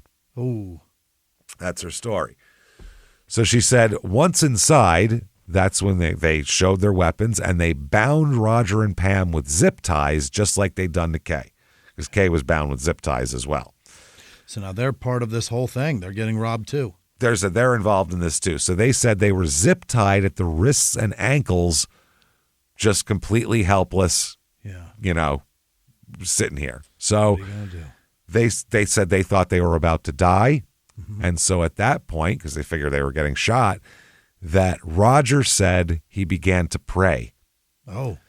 He said that Roger told the police that he started praying out loud, you know, preparing to die. But instead of the burglars or killers or home invaders telling him to shut the fuck up, they instead stopped what they were doing and bowed their heads respectfully and waited for Roger to finish his prayer. Okay, so they're going to participate and be in the prayer as well. They're going to be in the circle. Yeah, they want to be a part of it. So they said that when Roger told the cops that when he concluded his prayer, the killers opened their eyes and looked up and announced that they'd changed their minds. This prayer... What a powerful prayer. Has just put a whole new sense into them of what's right and what's wrong. Mm-hmm. And they said, you know what? We were going to kill you, but obviously, but we're not going to kill you now. We're going to let you live. Yeah. But under one condition. Caveat. All right. So, I mean, at that point, I think any condition is fine. You're like, great, unzip it. Let's go. I don't care. Whatever. Sure, I'll suck it. Let's go. So they said, here's the catch. I want you to tell a very specific story to the police. Yeah. And this is the story they tell at first, and then they go back and change it to this story, okay? Okay. They said that you are to report that 3 men broke into the house, not 2 men, and all 3 were black now. Now they're black. What I have to say, Yes. We want you to say 3 black guys broke in here instead of 2 white guys. That's what's going on here. So they said, and this is what Pam said later, quote, before the men left, she said they told her and her husband to tell police that 3 black men had been inside the home. They said that her husband's identification and their addresses, they took his ID. Oh. They took Roger's ID and did like Jimmy Conway and Goodfellas. You may know who we are, but we know who you are. Shit with the truck driver. Yeah. He said, so they took the ID and said, I see your address, and read it off and said, I'll come to your home and kill you if you say anything to the cops other than what we're telling you to say. Right. So, they took his driver's license too, by the way. His breakfast will never taste better. Never. So, Pam said, we were told that they were doing this for their families, that they were desperate for money. They weren't greedy. They were just really desperate people, and their families were hurting and they needed the money. So then Roger and Pam said they managed to free themselves from the zip ties somehow, which go ahead and try that, cutters. People. It's the only way. You need a blade. Good luck getting yourself out of zip ties. Enjoy. I mean, that's a tough one. Very difficult. And they said they immediately went upstairs to check on Kay, and that's when they found the body and the throat slashed and blood everywhere, and they called 911, and then the cops are all here, and they're like, and now we're talking to you. Yeah. So now when they do this initial interview, though, they say 3 black guys broke in the house and tell the rest of the story. They stopped, they let us pray, they did all that. But then later on, they go, okay, it's really 2 white guys, but they told us to say 3 black guys, so we said 3 black guys. Okay. Which is very confusing. Yeah. And maybe the worst story of like, we didn't do it that I've ever heard in my life, possibly. Sure. Yeah. So you were tied up with zip ties that you miraculously extricated yourself from, which are impossible to get out of, but you did it. You figured it out. You're unbelievable. Yeah. You were going to be murdered, just about to be murdered, but on the verge. Yeah. They decided to like do a prayer with you, and then they had a change of heart after brutally slashing this old man to death upstairs. Yeah. Now it's a change of heart. And then they told you, look, we'll let you live if you just tell the right story. Like, this does not sound believable. It's a very powerful prayer, James. It's so powerful. So the investigation, the law enforcement is not releasing a whole lot to the public, just a few details. And they are saying that they are searching for 2 men and a blue hatchback vehicle. That's all they'll say. Yeah. Now, a neighbor at the time here, this is Kent Carroll, a longtime neighbor here, says that the Mortensons' family was planning to gather at the house the next day to play board games. Yeah. That included Roger and Pam, who they said they were tied up. This neighbor says, I really think they're lucky to be alive. I do too. Oh, man, super lucky. That prayer saved them. So the neighbor said he was late getting home with his wife from a doctor's appointment in Pleasant Grove, or he believes he would have been at the scene during the home invasion because he was going to come over for game night. Right. That's why they were there with a pie. Yeah. He said it was common for him to take care of the Mortenson property when they were out of town, and he thought they were going to be out of town because they were going to drive, so he would drive his four-wheeler over and sure. look for suspicious shit. He said, it's probably a good thing I wasn't home. Had we not stopped at the store, I might have come home and actually seen the guys coming out of the driveway. So he said that when he tried to drive up the canyon, he found the roads blocked by sheriff's deputies, so he called Darla, who was at the time getting off the freeway at Payson, to see if she knew what was happening, and she said, I had no idea there's sheriffs blocking the road, and I don't know what's happening. So she met this neighbor at the police command post in a church and said that he said he left before the officers had told everybody what happened, the neighbor said. He described Kay as a survivalist type person who had a bunker and all that kind of shit, so everybody knew about it.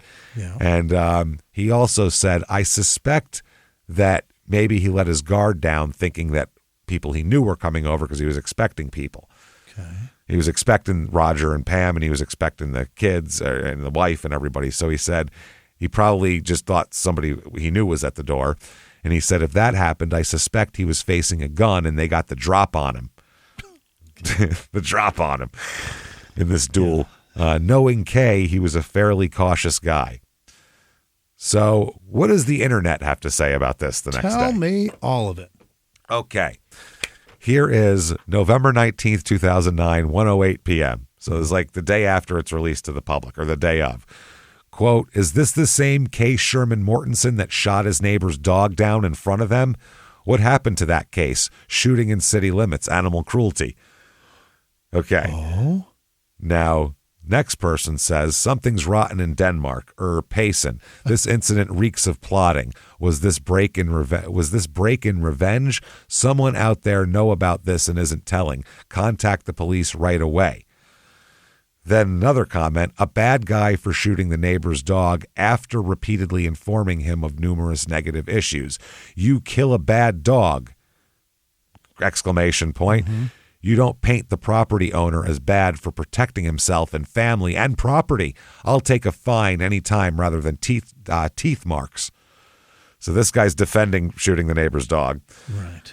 Then Dr. Mortenson was one of my favorite professors while I was at BYU. His depth of knowledge was immense, and his real-world engineering experience was key to how he taught his courses. What a tragic event. I'm truly heartbroken. Then, okay. This neighbor is supposed to be a good friend, but for some reason he can't seem to keep his mouth shut, which may hinder the case. There's a reason the police are not releasing information. He should be respectful of that and keep quiet until they release the info. I'm sure Mr. Mortenson's family are not real thrilled with his running his mouth. Okay. Then another one. For a man who was cautious like him, he had to have known the perpetrators. No man leaves his guard down in the face of a stranger. Plus, he was being constantly watched. I don't know what that means. What a shame when we trust the world and the world just stabs us in the face. In the face. In the face. I don't think that's how that goes, but okay. It's in the back, but all right. Usually. Yeah. And we will always believe that we live in a safe zone. Okay. So the comments are scattered is what I'm getting at. Right, People they're mad at him. Some people like it. Like I said, you can't get 96% of people to agree on anything. You can't get 96% of people to agree that an old man butchered in his tub is bad. That we can't even get that to. We can't all agree on that. Sometimes you call back all the bad deeds in their life and you've justified the act. But 96% of us can agree Joseph Smith pulled some shit out of the ground and everything's fine. Like, what are we talking about here? Shot and you can agree on magic that. underwear saved his life. So Roger's acting real weird too. Yeah.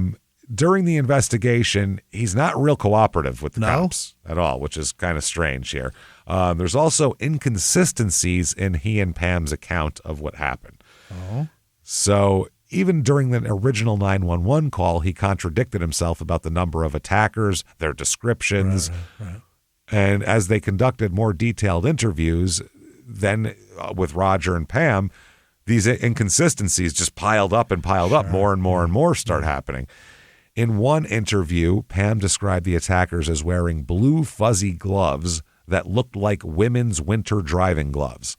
Okay. And in another interview, she described them as purple gloves that weren't fuzzy. Purple isotoners. Very different. Now, blue and purple to me look the same because I got very a weird close. fucked up thing that whatever, but I know fuzzy and not fuzzy. I can tell you whether it was that or not. Now, when asked about the possibility of family involvement, Pam's answers were also weird. She was just seemed evasive and, well, I don't know, and a lot of hemming and hawing. Then the investigator just said, is your husband capable of killing somebody? Oh. Let's just ask, is Roger capable of this? Pam's response, now I would hope if you asked Sarah that, she'd go, fuck no. Probably not. Probably not. She said, quote, I need to get a drink. Huh? Pardon? I got to pee. Anything. She's, wow, I need to get a drink. And then said, I wouldn't think he is. I wouldn't think he's capable of killing his father. Oh, boy. Real weird answer. So I wouldn't think he's capable rather than, no, of course not. Yeah. Yeah, it's real strange. So, and Roger's descriptions kept changing. At first he said that Pam and he knocked on the door, or when they got there, Pam knocked on the door. Then later on he said that she rang the doorbell, and then later on he said that she knocked again. So, but not, she didn't like knock, ring the doorbell, then knock. These are three different things that she said he did. 3 different first actions that he did. Exactly. Yeah. So it's real weird. One detective at one point just confronts him and says, this story sounds too rehearsed. Yeah. Sounds like something you practiced, but you keep mixing up the details, basically. Sounds like you practiced it, but you didn't, put your brain injury into the equation and all of that. So another thing, they claim to have been bound with zip ties for nearly an hour. Now, to get out of zip ties, imagine you'd be all scraped and cut and ripping skin off. That'll fuck your arms up. Yeah, that's so. But they said they showed no physical signs of restraints, no marks on their wrists or ankles, no chafing or bruising that would be expected from struggling against plastic restraints. Yeah. For your life, for Christ's sake, not just a little bit. I mean, struggling to flee yourself. So that right away looks terrible. Inconsistent stories, zip ties. Now they dig into Roger and Pam's background a little bit and discover that they are in a shitload of debt. So much debt. Shitloads. They have unpaid bills, financial pressures. They're looking at losing their house. They have credit card bills coming out of their ass. So much debt and so much financial hardship. So they said that they had a lot of unpaid bills when searched by the police here. And, Kay is worth millions and they are in line to inherit a third of it. So that'll get you out of debt. And one investigator said, you're in debt, your father has millions, and suddenly he's dead and you're the one that found him? How does that look? Yeah. How does that look to you? He said. That's wild. Yeah. Come on. He said that to Roger. How does that look to you? Yeah. And Roger said, quote, I get a big share of my dad's millions too. I know we're in a lot of debt, but I personally would not have killed my father for his money. Wouldn't have killed him for his money. Yeah, maybe another reason, but not for that. Not for his money. I personally would not have killed my father for his money. Like, I mean, other people, to each his own is what I'm getting Somebody at. else I mean, might, yeah. Not me, though. I'm not the guy. Then they start looking into the family dynamics and scrutinizing them, and they learn there'd been some tension between Darla and Roger and Pam in the past few months. Darla later also mentioned to the police a falling out that occurred, but didn't really have much details. There was just a general falling out amongst the four of them here. Now, Roger's best friend defends him.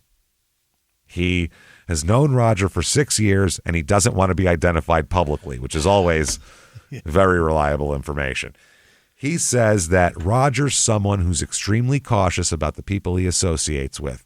He said even if he meets someone that he doesn't know that looks like a shady character or something like that, he just won't even deal with them.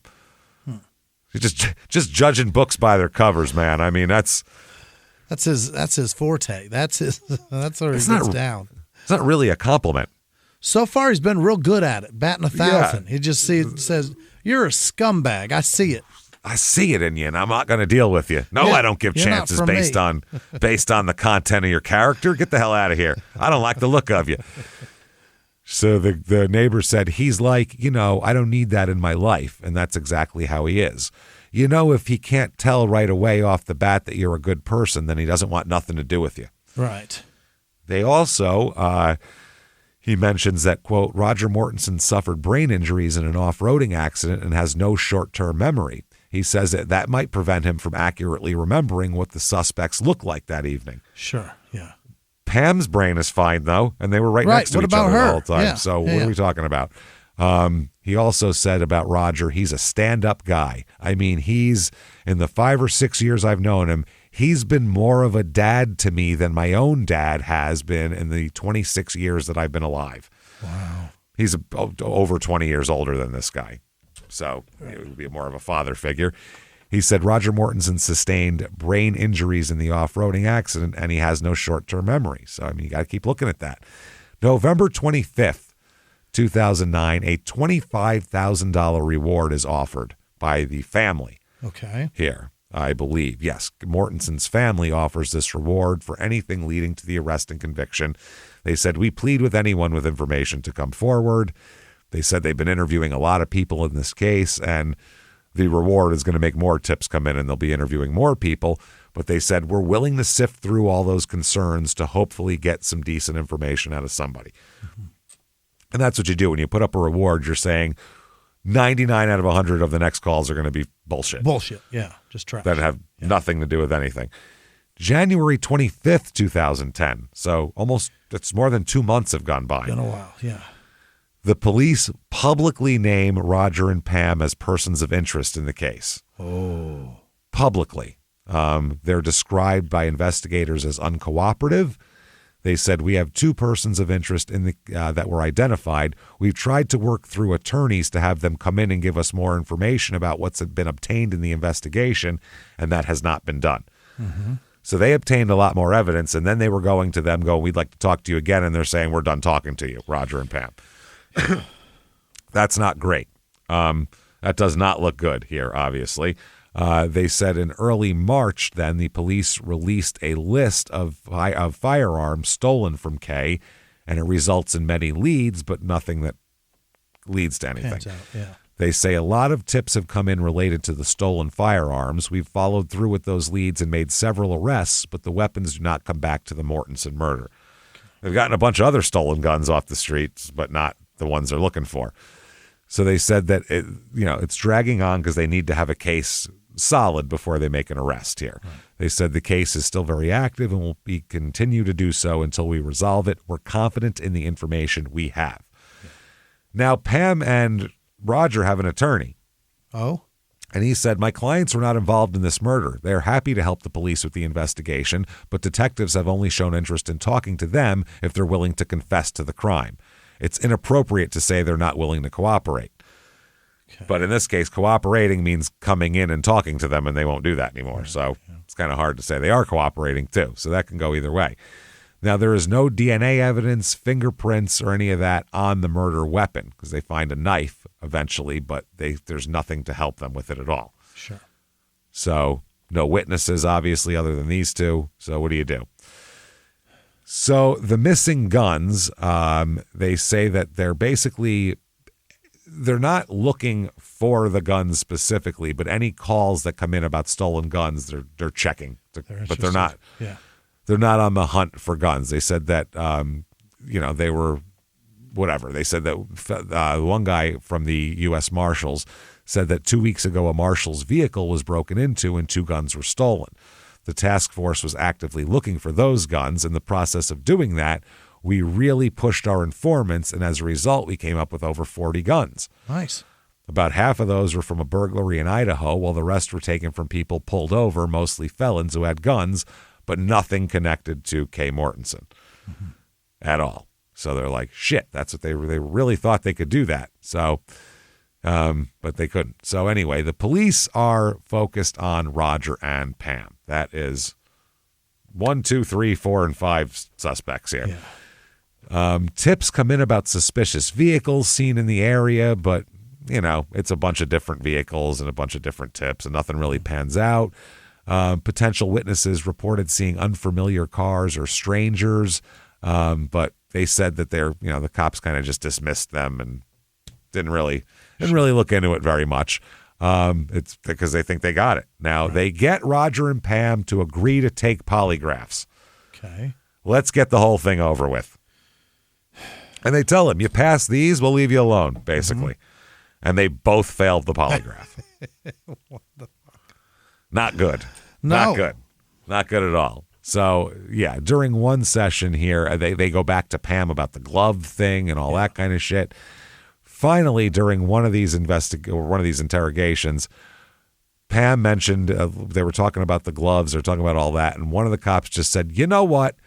Quite frankly, I think the story's a bunch of crap. I think the story's a bunch of crap that you and Roger have come up with. It sounds too rehearsed. You're messing up the details.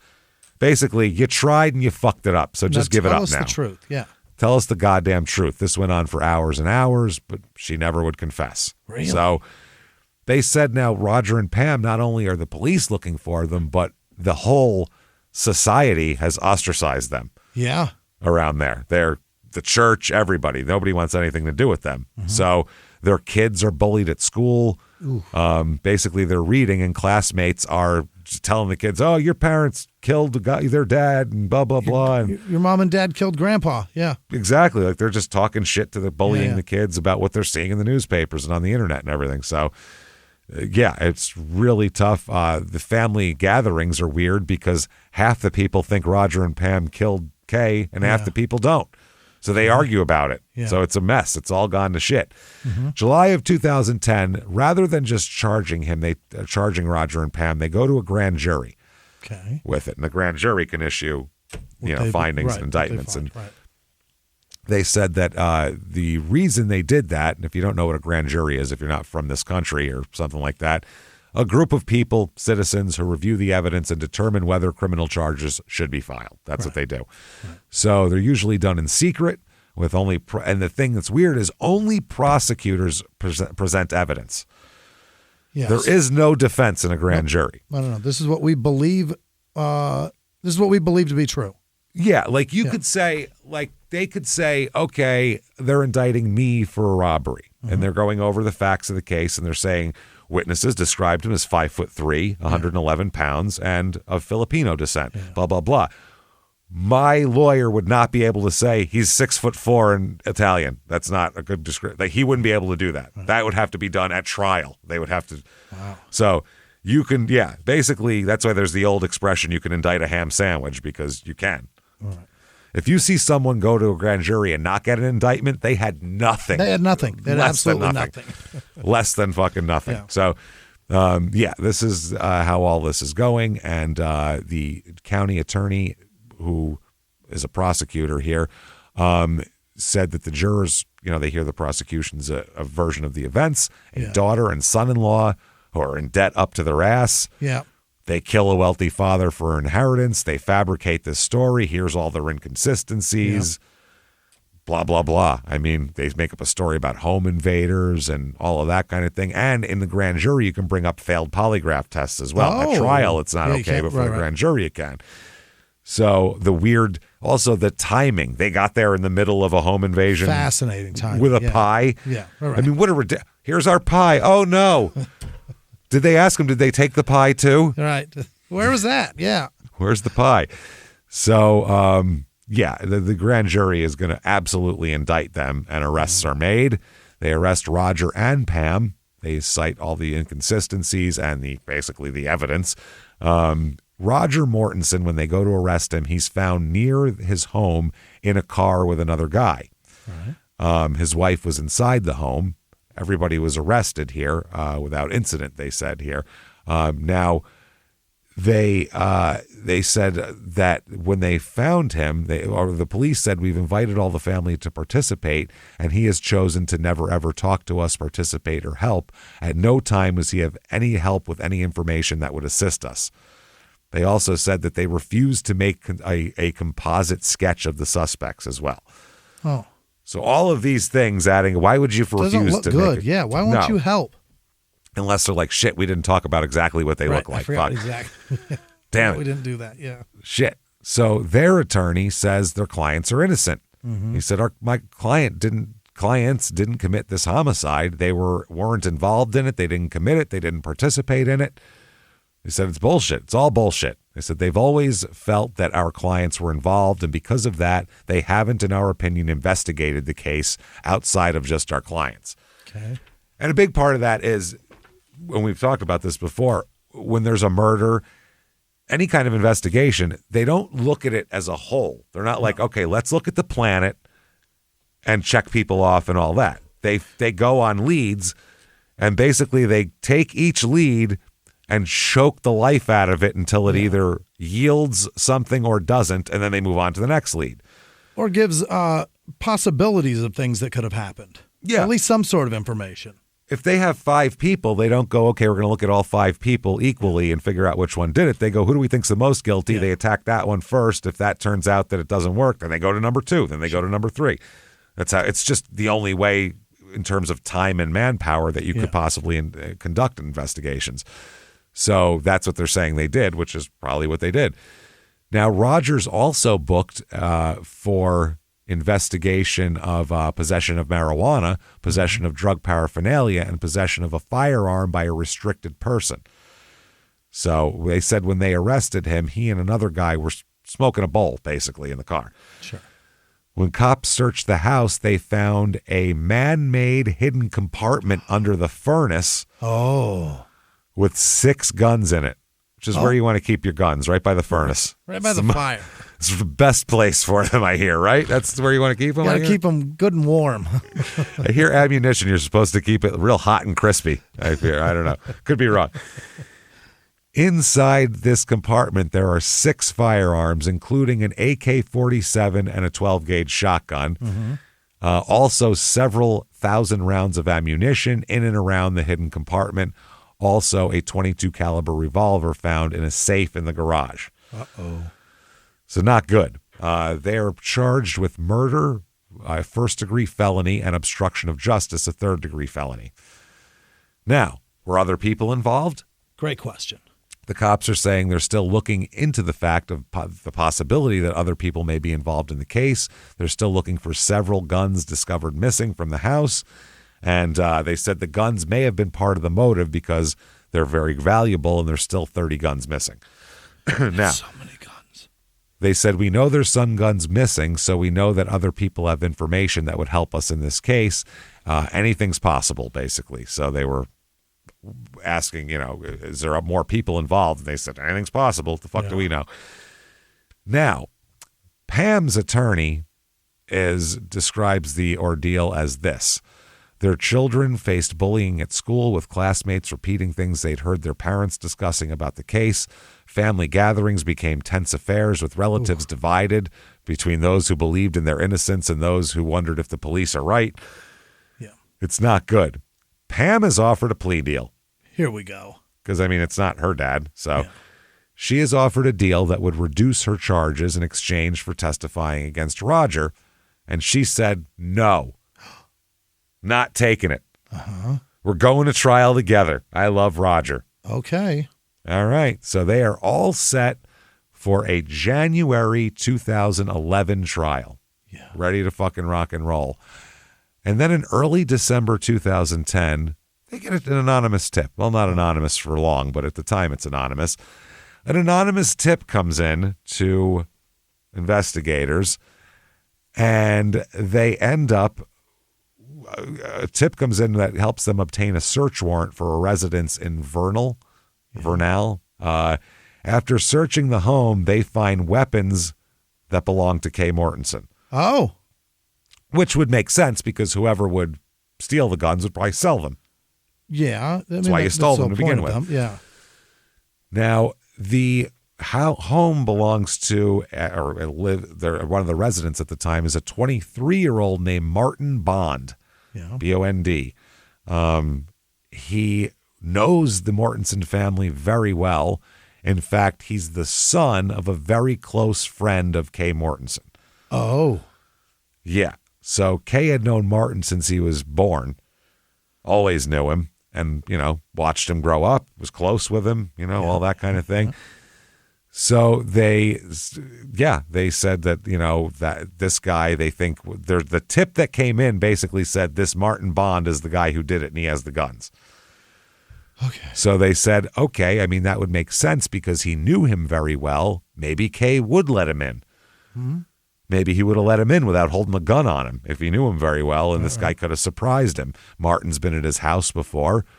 Martin's father and Kay were very close friends, and maybe he got into the house that way. Sure. That brings us to Benjamin Reggett, R-E-G-G-I-T, who's also 23. He's also arrested here, and he's another one that he has no connection to Kay, but he knows Martin Bond. And neither of these guys have a criminal history, by the way, Martin or Benjamin. And so they're kind of weighing whether they think this tip is actually correct or not. Sure. And the DA says, I've prosecuted a number of homicides, and just in my experience, I've never seen it where you have no criminal history at all, and then they go right to homicide. Yeah. It happens. Vicious one. It happens, but it's rare. Yeah. It's more likely from a guy with a history of violence and a brain injury and a shitload of debt. Yeah. Yeah. But the guns they found, they said that Martin Bond and Ben Reggett, between the two of them, had 20 of Mortensen's stolen guns. 20. They said about a dozen weapons still missing. So, okay. Now, Bond here, Martin Bond, will have several stories we'll talk about. He admitted that, yes, I was at the Mortensens' home that night. Oh? I was. He said, yes, I did zip tie the hands of two people who arrived at the residence that night holding a pie. Okay. And held them against their will. Now, he doesn't tell the cops that. He told his ex-wife that, who told the cops that. That's where the tip came from. Why did he do that? His ex-wife, Rachel. That's why I don't think that people think conspiracies are a big deal. Someone's going to get divorced, and then that person's going to tell. Someone's going to tell. They don't last. They don't hold up. Somebody's Criminal told conspiracies somebody. like that. Yeah. Yeah. So according to her, she said Martin told her this, and we don't know if this is true or just some lady trying to get back at her ex-husband too. Yeah, right. She said that the plan was specifically about the gun collection, that Martin had described to Ben Rettig the extensive firearms that Kay kept and saying they were worth like $30,000. Yeah. So they targeted him to steal the guns. Okay. She tells the cops that they told Benjamin and Martin told her they'd driven to Kay's house on November 16th with a plan. They had a .40 caliber handgun, zip ties, and latex gloves. All right. Which is a bad kit to have. Yeah. When they arrived, Kay welcomed them in and offered them coffee. Yeah. And was talking to them. And that's when they produced weapons and zip ties and restrained him and demanded to be taken to his gun collection. And Kay took them to the cheap guns. Oh. He said, oh, yeah, sure, they're down here in the bunker. I got these nothing guns. Those are the cheap guns. Didn't tell him where the expensive guns were. Hid those. So they took between 20 and 32 weapons and loaded them into the vehicle, and that's what this ex-wife says that he told him, that he told her. Now, that could be just shit gleaned from information that's out there, and then you just put your husband in it, and that could work too. So where did Roger and Pam line up in all of this shit? So according to this ex-wife, it was just that they showed up at the wrong time. That's it. Pie. They literally showed up at the wrong time? They said they were literally had all their shit and were ready to walk out the door with the stolen weapons, and they heard a knock at the door. And we're like, fuck, what do we do? Imagine being them. You just murdered a man. You have all this loot, this fucking, bags with fucking money signs on them, and now there's a knock at the door, and you go, oh. They're telling the truth? They know their car's in the driveway. Yeah. Well, according to this ex-wife. Okay. This is what they said. Yeah. So they said that, they were preparing to leave, but they came in and they said, now what the fuck do we do? These are going to be witnesses who I can identify them. So, but Martin knew them. He knew Roger. Remember from all that shit. So he knew Roger and Pam. He'd been at Kay's house days earlier and met Kay's family members and recognized Roger and Pam. So he was like, shit, I know these people fucking know me. Yeah. So they said rather than flee and hope Roger and Pam didn't see them, they said they just kill them, I guess, at that point. But this is the part that's fucked up. Oh, boy. The ex-wife then says, Martin told me that they were going to kill them, but then they said a prayer. Uh-huh. Think about that. And changed their mind? How would she know that? Uh-huh. You know what I'm saying?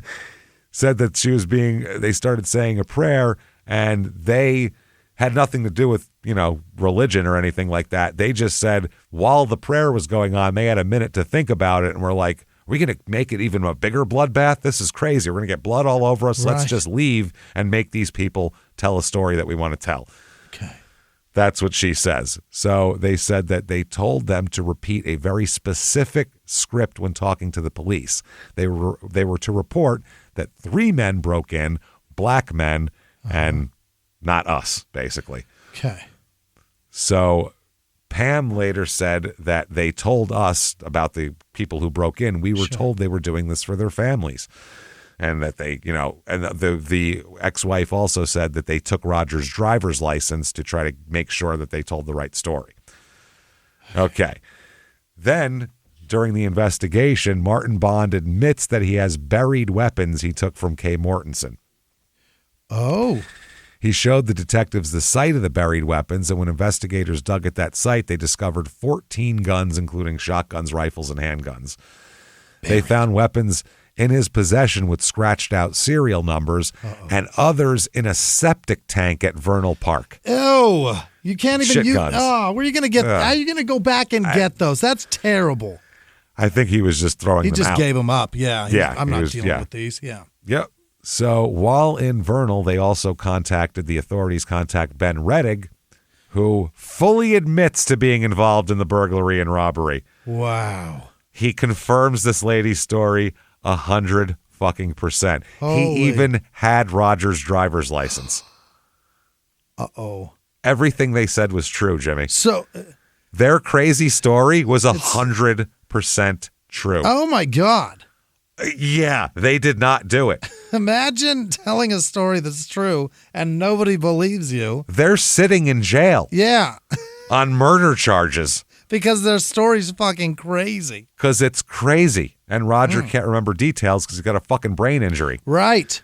And so he says details that don't match up to Pam, and it looks like their details are inconsistent. Yeah. So it's a mess. Yeah. Wow. Bond tells the cops that he says Rettig is the one that cut his throat and stabbed him. Yeah. And then said something about a gladiator when he did it. He said he did that and said something about he's being a gladiator. That's the story. Yeah. Rettig said Bond is the one that cut the throat and did the stabbing. Mm-hmm. But they're pointing the fingers at each other, but nobody's pointing at Roger. They're only pointing at each other. Holy fucking shit. According to Martin Bond, Rettig threatened Kay with the handgun, zip-tied his wrists, and demanded he tell him where the guns were. Yeah. And that then they showed him to the bunker in the backyard.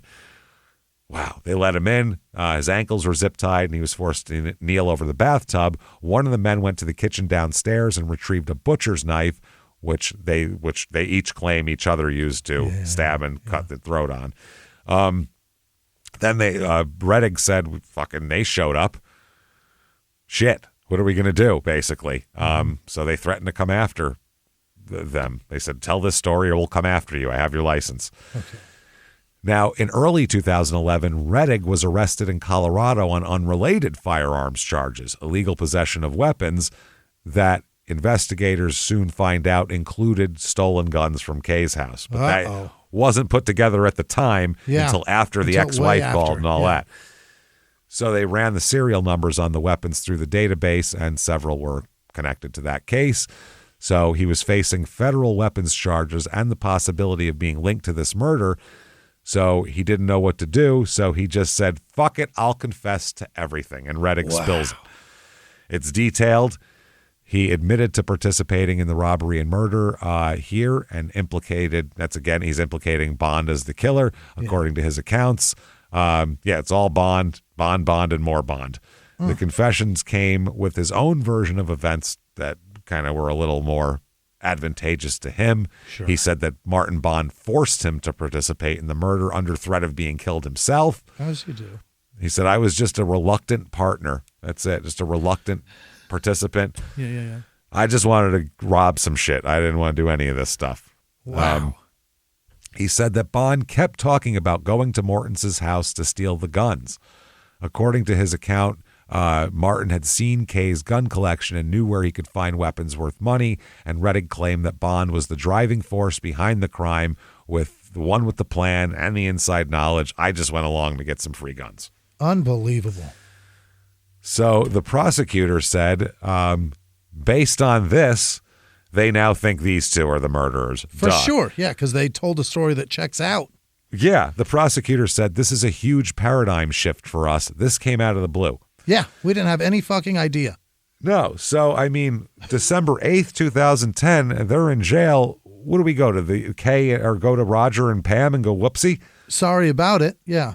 I mean, dude, and think about, imagine this lady didn't come forward.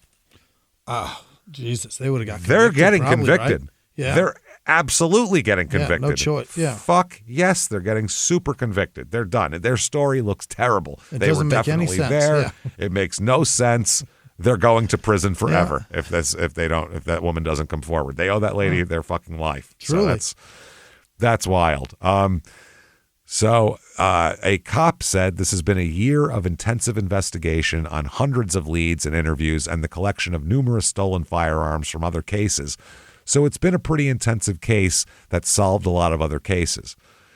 They don't mention and the arrest of two innocent people and the jailing of not only innocent people, fucking victims of violent crime. Yeah. These people were dragged in the house at gunpoint, zip-tied while their father was murdered, told they were going to be killed and then let go and threatened under death. And then arrested. And put in jail for 5 fucking months. Yeah. I mean, dude, you cannot have worse luck than that. No. It's one thing to just accuse innocent people, but victims? Jesus, that's horrifying. Yeah. So, then they find out the tip came from Martin's ex-wife. See, that's why you don't want to be 23 and have an ex-wife already. That's bad, yeah. There's a reason why you don't, and that's why. Rachel Bingham is her name. And, she gave it all up, and she said before she made the call, she'd been struggling with the decision for months. She knew about this for months. Months. She watched those people get arrested. Oh, Jesus. And she said, fuck. She said not only did she know the details of the crime, she even helped him move some of the stolen guns. Oh, no. That's how she knew. She said the turning point was she had a relationship with a man named Peter Smith, and Smith later said that she told him what happened, and he encouraged her to go to the police. You got to go to the cops, police. Lady. Gee, there's two innocent people. Never mind your ex-husband. So Rachel said He helped me see what was going on with the Mortensons and that they were being wrongly accused. Just telling him I could see how bad everything really was and that it needed to be told no matter how scared I was. She said, I just watched the news. Those people are going to jail for something they didn't do. Probably for life, yeah. And imagine how perplexing it would have been for Martin and Ben to do all this. Yeah. Their hope and their plan was for this investigation to get turned and be going toward we're searching for three black guys. Instead, they're watching the victims get arrested for the crime that they committed. Yeah. They got to be going, fuck, what do we do here? This is Daisy. Yeah. Oh, shit, this is bad. But they still kept driver's licenses and guns. Get rid of everything at that point. You stupid? Jesus Christ, man. So, anyway, Rachel said that Martin and Ben confessed everything to the crime to her, how they planned it, everything. So she described to the police how Kay was forced to kneel over the bathtub, how the killers positioned him, specific details about the weapons used, the sequence of events, and also the stolen weapons where she was found. But yeah, I guess it was always robbery. Rachel said Bond said that him and his friend Ben drove up to Payson to Ken Mortenson's, which he knew from childhood, and that he entered Kay's home and took his life and took Kay's guns. Jesus. And then, like I said, Bond said it was Redding who killed. Redding said it was Bond who killed. Now, they're executing a search warrant here, and that's when they find all of this shit here, and they said that they found firearms, a lot with the serial numbers removed, but at least a few of them that had serial numbers. That's good. And they were kept with guns that fit the description minus the serial number of stolen guns. Kay's guns, yeah. So that makes a lot of fucking sense. Other evidence here, there's blood analysis, forensic evidence, weapon recovery. Yeah. Everything is looking dead at Martin and Benjamin as the killers here. Not good. Not good at all. So Darla, the widow, she says, we thought it was if just one weapon would surface, it would make all the difference. It would tell the story and we'd have answers. We're going to get the answers now, and that's all I wanted to know. I just wanted to know what happened that night. So now, did they act alone? Do they have anybody helping them? That's a good question. The prosecutor said, we feel pretty confident that there was no one else. The individuals, when they went into the house, told Roger and Pam to tell a story, and as part of that story, to say that there were three individuals. The prosecutors believe that there's evidence to support that, and they know it. So the prosecutor said, Roger and Pam are going to be our witnesses now. Oh. Be like, you can suck my balls is where you could fucking keep that shit. I'm not talking to you at all, yeah. I'm not talking to you. I'm not coming down to the station. Yeah. I'm not going to the courthouse. You know what? We'll do this by Zoom, and the picture the whole time will be of my asshole as I spread my cheeks and show it to you the whole time. No. Puckered asshole is what you're going to all look at the entire fucking procedure. Fuck you. I'm going to come and help you people now. Get me in jail for 5 months. Now, Fern, Kay's younger sister, attended the hearing, and following the hearing, she expressed relief that it wasn't Roger and Pam, basically. She's just thankful, yeah. Yeah, she said, we're just so happy. This is the best possible resolution other than finding Kay alive. It's going to be a lot of healing. I mean, obviously, if he wasn't dead, that'd be better.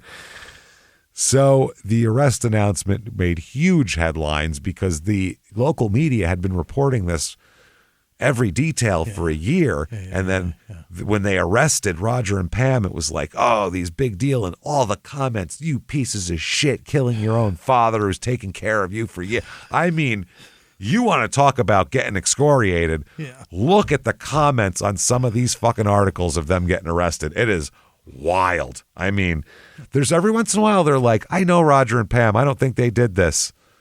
But every now and then. That's one out of rare. 20. Yeah. But the rest of them are, these are the worst people alive. These pieces of shit. Let's put the gallows right in the courtroom. And I mean, literally, that's what it is. I mean, let's just take them right there. Run a center credit. Fuck that. They don't even need bags. I don't even need a trial. Like, I was wild, man. Yeah. It's like, this is why you need a trial or whatever. So, it was a big deal. And the prosecutor also says the murder charges against Roger and Pam Mortensen will be dismissed. Oh. Their attorney says they said, how do you feel? And they go, well, obviously very happy and relieved after hearing the news. Right. Pamela Mortensen can't recover 6 months of her life, but she does not fault the Utah County Attorney's Office for the incarceration. She doesn't? Really? Who the fuck else's fault is it? It's 100% their fault. All their fault. Period. Wow. I mean, I would be, fuck them. Fuck that guy. I want like 8 get out of jail free cards, and I'm going to be doing some shit around this town. You see like a car drive like right through a Carl's Jr. window? That's me.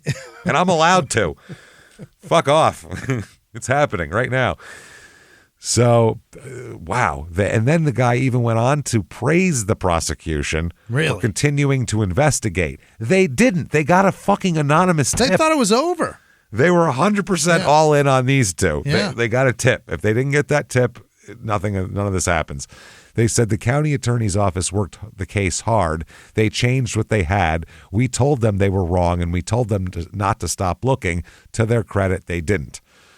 So, when will they release Roger and Pamela? Because they're still in jail. Why? They have all 4 of them in jail. Martin, Ben, and these 2. They're all in jail. They think they're a part of it either way, huh? No, they said they planned to drop charges against them. They faced, obviously, murder charges. They said they're supposed to be out of jail, but we can't find a judge to order it, their lawyer says. Can we hurry up and figure out and find one? The prosecutors didn't return calls to the press here about this, but the lawyer for Pam and Roger says, I don't fault them for filing a case that proved to be wrong. Yeah. I applaud them for admitting they did wrong and are doing the right thing. We've always said that they were not involved in the homicide. They were hostages in a home invasion. They said they just walked into a crime in progress that's now been solved, and they've had to sit in jail for that shit. God damn it. It's like a bad Ben Stiller movie. It's so fucking bad. They said, how's Pam feeling right now? And he said, she's still very much upset right now. Yeah. She's in jail and has been there for 4.5 months. I think she just wants to be home. Probably, I would be the biggest pain in the ass at that point. I'm leaving today. Right now. There's going to be problems. I'll be gone yesterday. Yeah. I am going to make shit happen so there's more charges against me because it's going to be wild in here. I'm going to throw piss on guards in a minute. Get me the fuck out of here. You're going to have a reason to keep me in a second. Absolutely. So finally, the murder charges are dropped, but the officials say they're still listed as persons of interest in the case. Really? Which is wild. Yeah, man. So their attorney later would criticize the grand jury process. Saying, we're going to end up with more people like Roger Mortensen because of our poor grand jury system. The grand jury only heard the prosecutor's side of the story, which that's all grand juries, They said that the prosecutors should have filed charges and let a judge decide if the trial was merited rather than using the grand jury process where attorneys can't present their side of the story. That was the point, was they were avoiding that. They knew they could make it look bad enough for a grand jury to indict them. If you go to a judge, it's a little different. Then both lawyers can talk, and I think they still would have got the indictment against these 2. Probably, yeah. I think they would have got a fucking conviction against their these defense two. is crazy. Yeah, their defense is ridiculous. Yeah. Imagine their case went to trial. Yeah. Imagine Pam getting up on the stand and saying, "I came over with a pie." Yeah. And the next thing I know, we're getting zip tied, but not that tight. Loose enough to where we can get out. I could just slide it off. Without even scratching ourselves or anything like that. Yeah. We said a prayer. They lowered their heads and observed it with us. Yeah. And then we changed their minds. Then said, fuck it, but say we're black and left. Yeah. Like that, you're going to jail. You're going to prison forever. Just tell them we were both in green sweaters. Oh, my God. No shit. So Roger, they release Pam very quickly. Roger has to stay in because he's got a firearms charge as well on him. So he has to stay in for an extra minute till they figure out what to do with that. Okay. Then in March of 2011, Roger has another run-in with the law. Unbelievable. Why? A snowmobiler got in an argument with Roger in Utah County because Roger's dogs were running wild. Okay. So, Okay. He doesn't want to run over the dogs. I don't want to have to be dodging dogs out here. The snowmobiler kicked one of Roger's dogs. Oh, boy. Which, we're going to war now. I'll probably pull guns over that. And the man became enraged. And he yelled, "You had better be worried about your equipment when you leave," is what he yelled at Roger. Roger then walked toward the snowmobiler with his fist clenched and said, "I just got out of jail for murder. I didn't I'll even fucking do it. kill you. I didn't do it, but they had me in there. I'm hard." Yeah. He just basically said, "I'm hard, motherfucker. Try me." So he gets arrested for that. Can't do that. Yeah. June 23rd, 2011, Roger is in trouble again, still in trouble. Yeah. He's going to have to plead guilty to being a felon in possession of firearms and ammunition. So, yeah, they said that, the assistant U.S. attorney had a request that he serve prison time because of his explosive temper. Yeah. So they're trying to put him in prison after they just served. I'd be like, motherfucker, how about the 5.5 months I did? How about that? You want to see a temper? Fuck you. Yeah. I got 5.5 months credit right now. I'm sorry. Yeah, I'm doing things like I charged too much on my credit card and then overpaid. Yeah. I just got out of jail for murder. I've got $5,000 of extra credit on my fucking Amex. I'm going to buy some crazy things. Yes, every once in a while we'll for some reason overpay our water bill and we get the one the next month and it's like negative $36. Yeah, that's what's going on. $36 worth of water next month. That's where I'm at. I got 5 months of free prison time that I get to punch people off of. Do whatever I want. Yeah. I could punch you right in the face and I should go free, So Roger admitted to possessing a Vector Arms Uzi 9mm machine gun. He's got an Uzi. Yeah. Along with several other firearms that Utah authorities initially said were stolen from his father, but apparently they weren't. Roger's attorney said that Roger took the weapons after Kay died, which he was allowed to do because they were his now. He was inheriting them at that point, and because the guns were a part of his father's estate that he was due to inherit. Right. And you just don't leave guns in some empty house, so you take them. So now Roger knew he couldn't possess the weapons because he was a convicted felon. So they said, look, he just made a poor choice in trying to hide his father's guns in the garage, in part because of his brain injury. He's not all there. He's a little fucking forgot he stonod. put them all there. Yeah, you forget. He didn't even realize it. Yeah. So the judge says Mr. Mortensen has had a difficult life. Nevertheless, he was culpable in this case. He knew what he was doing. And he involved a friend and said, "You, sir, may fuck off 36 months of probation." All right. Gives him, I think he said, "We owe you." I was making up for it, yeah. I think so, too, which was a big deal. Now, this also, he has to stay under strict supervision and attend veterans court. I continue to attend veterans court with U.S. Magistrate Paul Warner. The program is designed to rehabilitate veterans who have had brushes with the law, criminal veterans. So that's what that is. Roger must also continue to take medication for his mental illness. Good. I don't know what kind of medication you take for pudding brain, but maybe it kicked other things in there. Otherwise, his brain's been smashed. I don't know what kind of pills fix that. What thickens up pudding? Yeah, was there a little flour maybe, a little roux in there? Start a roux. Yeah. So the maximum penalty he could have faced was 10 years in prison and a $250,000 fine and 3 years of supervised release. So instead, he just got 3 years probation. Yeah. Sentencing guidelines are based on likelihood to reoffend and all that kind of shit here. By the way, the guidelines placed his recommended incarceration time at 21 to 27 months. Okay. So the judge 100% gave him a break. Yeah. Yeah. Because they kept him in jail and accused him of killing his dad. There's 3 months fucking probation? Doubt. Not bad. 36 months probation. 3 years. 3 years probation. Could have got 20 months in jail, though. He could have gotten, more than 20, that. Is it 20 years? He could have gotten 10 years and then 3 years of supervised release. Okay, yeah. So they just cut off the jail part. Yeah. Also, there is a co-defendant, William Robert Lemieux, Mario's little brother. Yeah. Who was sentenced also. He received 36 months of probation after pleading guilty to one count of possession of an unregistered machine gun and admitted to helping Roger handle his father's gun collection. Now, over time, Martin's story is going to change a lot. Martin Bond. All sorts of shit here. He told his ex-wife that he held the handgun while Rettig murdered Kay with the knife. First, he initially denied any involvement. Then he said that he had no weapons. Then he said he had a gun, and the other guy killed him. Sure. He went back and forth. But in the end, the only thing that he's absolutely positive about is that Rettig was the one who stabbed and killed and cut the throat. Yeah. That's all he knows. Then, while he's in prison or jail, sure, Martin Bond passes notes to another inmate in which he claimed that he killed Kay, but that Benjamin Rettig forced him to do so by threatening him with the gun. Now, these jail notes were handwritten in nice cursive and everything like that. They were in his handwriting, being passed between cells using shoelaces. So they were fishing kites at this point with the shoelaces. Yeah.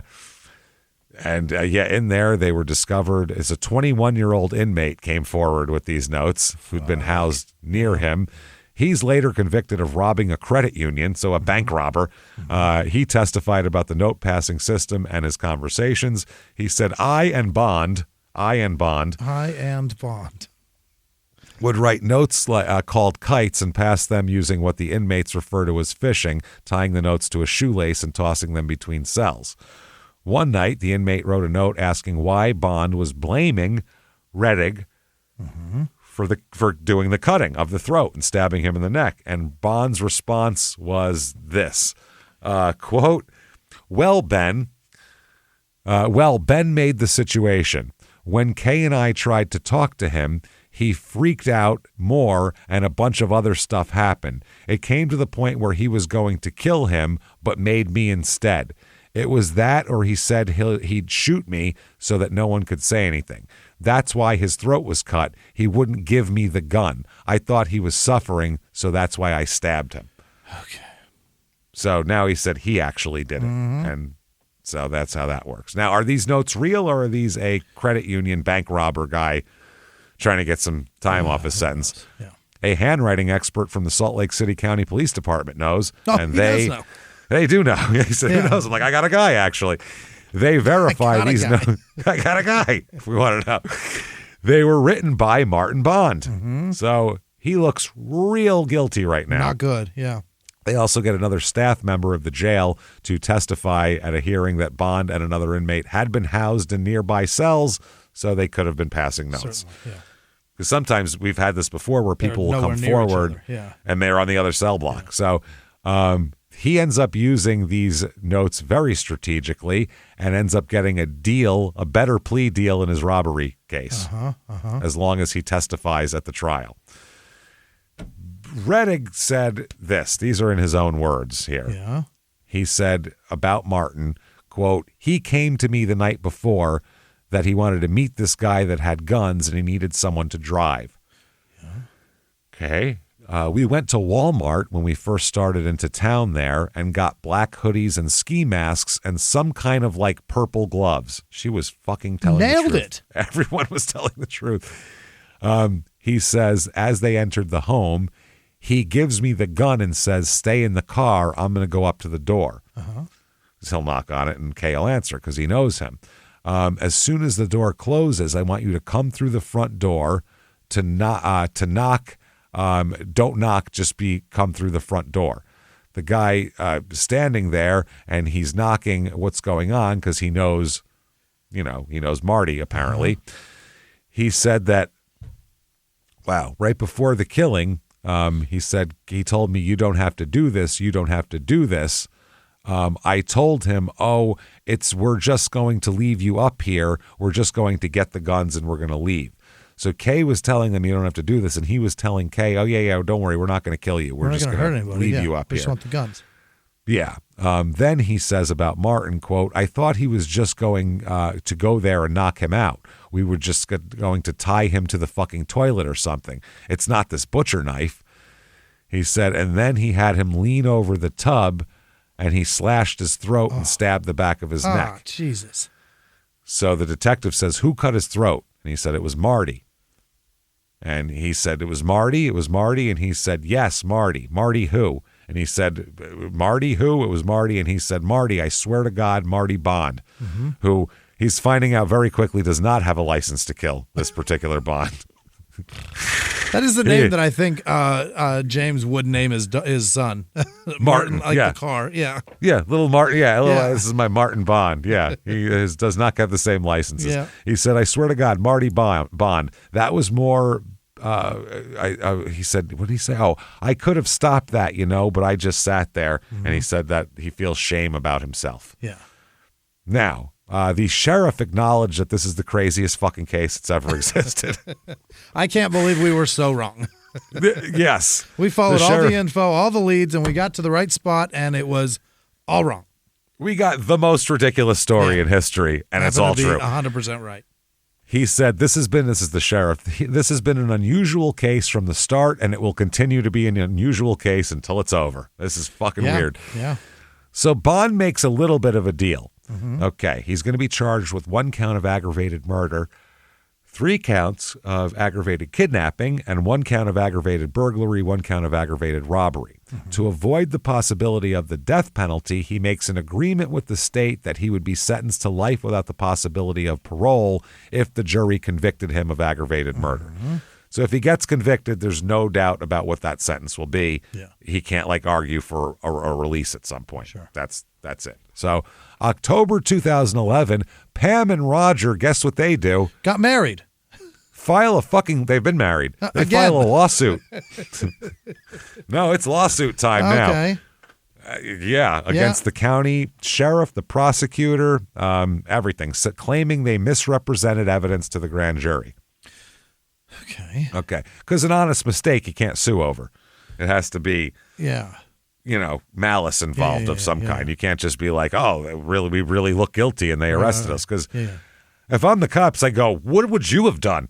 You would have arrested you too. Your story doesn't make any sense. No, it's stupid. Reality's crazy. You sound like idiots. Yeah. So before the Bond trial, the Martin Bond trial, Ben Reddick pleads guilty to aggravated murder and aggravated kidnapping and agrees to testify against Martin in exchange for what he calls favorable sentencing. Yeah. So we'll find out what that is in a minute here. Now the trial comes along, Martin Bond trial, and the prosecutor said to the jury, under the guise of friendship, Martin Bond got into the house. The reason that Kay let this person into the house is because he knew him. He knew Martin Bond. Martin Bond had been to his house before. Martin Bond's father and Kay were extremely good friends. Under the guise of friendship, Martin Bond got into that house. He said then he let his friend Ben into the house. They threatened Mortensen with a gun, and he escorted them outside to a bunker where he kept some weapons. And he said that Kay didn't put up a fight. He just opened the door. But before they took anything, they escorted him back to his home into an upstairs bathroom where they had him kneel on the ground over a bathtub. Then Martin Bond went to the kitchen, grabbed a knife, returned to the bathroom, and repeatedly slashed Kay's throat. And said, when you hear the facts of this case, it will almost sound like a crime novel at times, but it isn't fiction. Right. Yeah, we didn't make this shit up. This sounds like we made it up. Yeah. So during the trial, a guy named Peter Smith testifies. Remember, that's the guy who convinced the ex-wife to turn him in.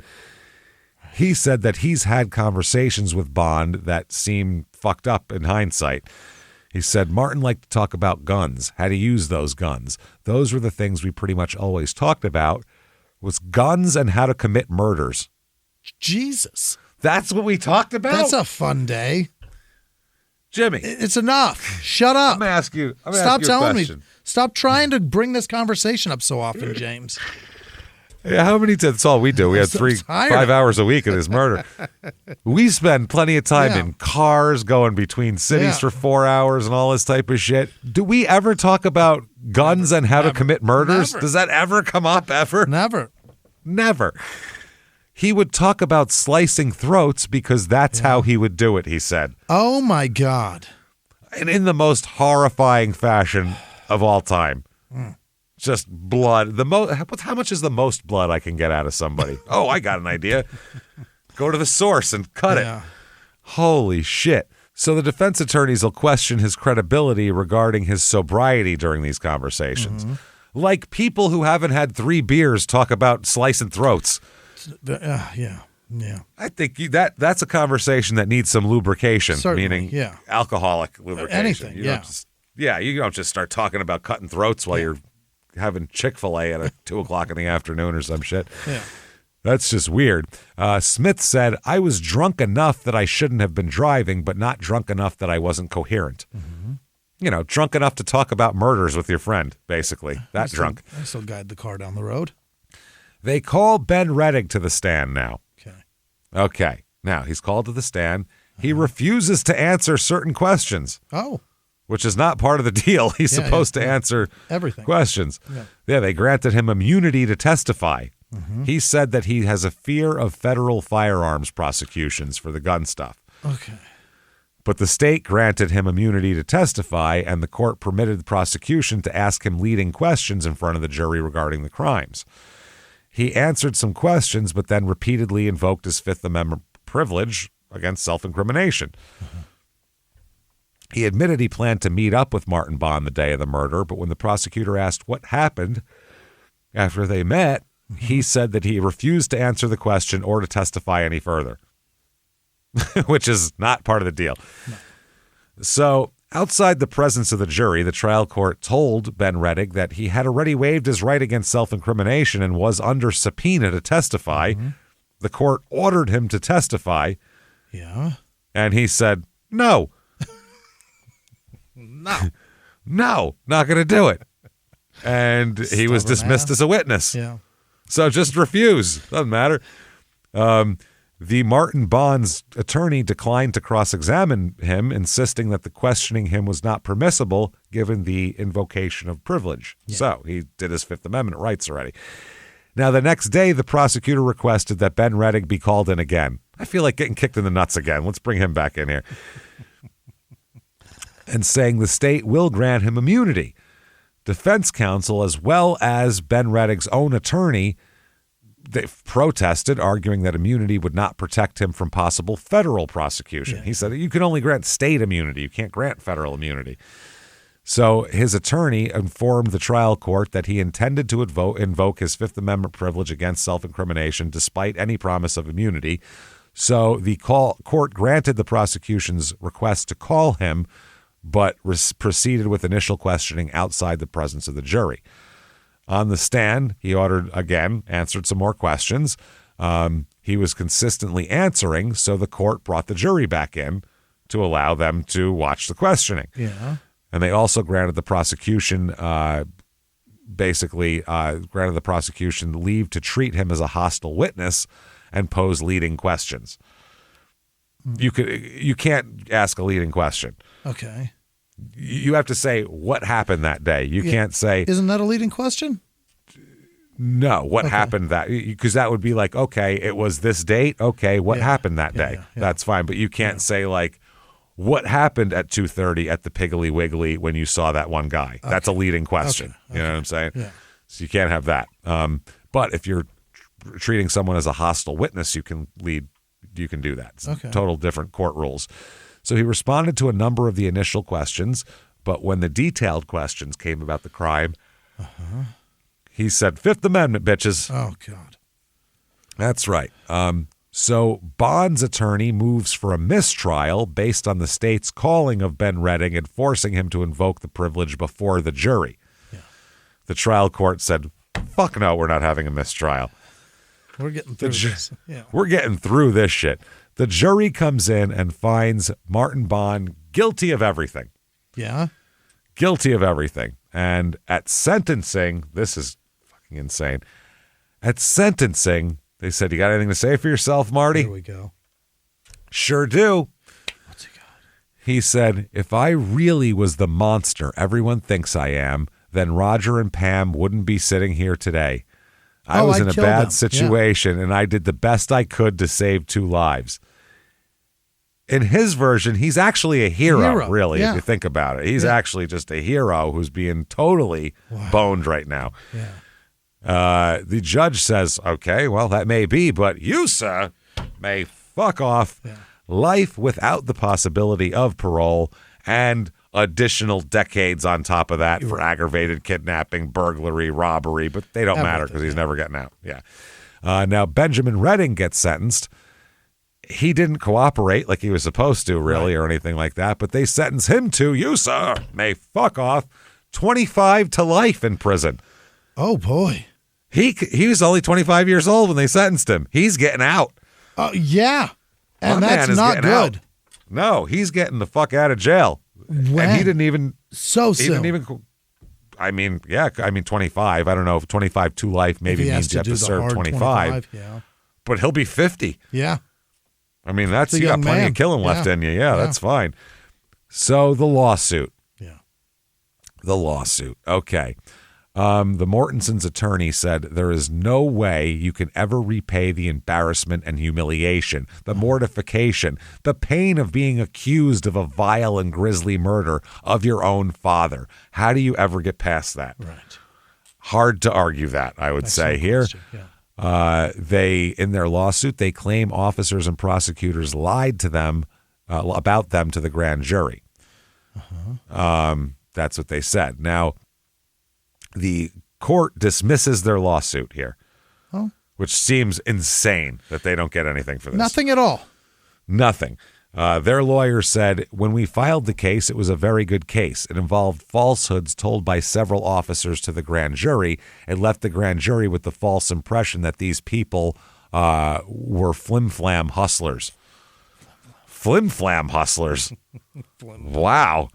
I've never heard flim-flam hustlers before. It's a good one. That was the clear impression left by the evidence, and most of it was false. He said that he was confident they could have prevailed in this civil lawsuit if not for a just then U.S. Supreme Court ruling that declared all witness statements given before a grand jury are immune to civil litigation, including those given by law enforcement. Oh. So Immune, you can say any fucking thing you want in a grand jury and no one can sue you. That's the law. That is a ridiculously stupid law. It should have to be under threat of perjury or... Yeah. It is, right? I don't know. Yeah, I'm sure there is. I'm sure there's that, but it's immune to civil litigation. Okay. So no one can sue you for what you say. That's unbelievable. So you can make up a whole giant story, getting someone indicted, and they can't sue you at all. Wow. Which is wild, just fucking wild that they can do that. So they said that was a big deal, and the attorney said what that left us with, whether we could find something in other than grand jury testimony, we couldn't find anything. But he was adamant that the officers lied through their teeth, probably due to the pressure to solve the case. He gets it. But the attorney who represented the officers and prosecutors said the case was fatally flawed because there's always been immunity for witnesses who testify before grand juries, including police and prosecutors. I think they should be the only ones who aren't immune, if anything. Yeah.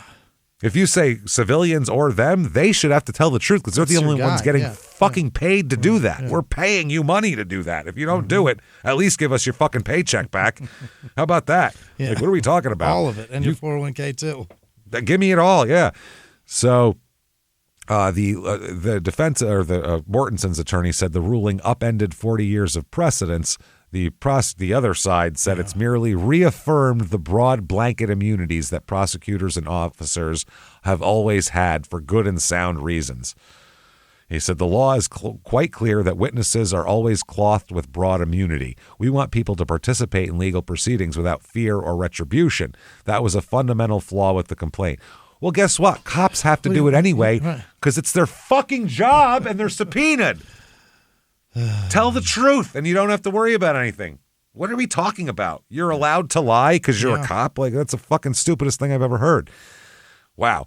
Roger and Pam, they must be pissed.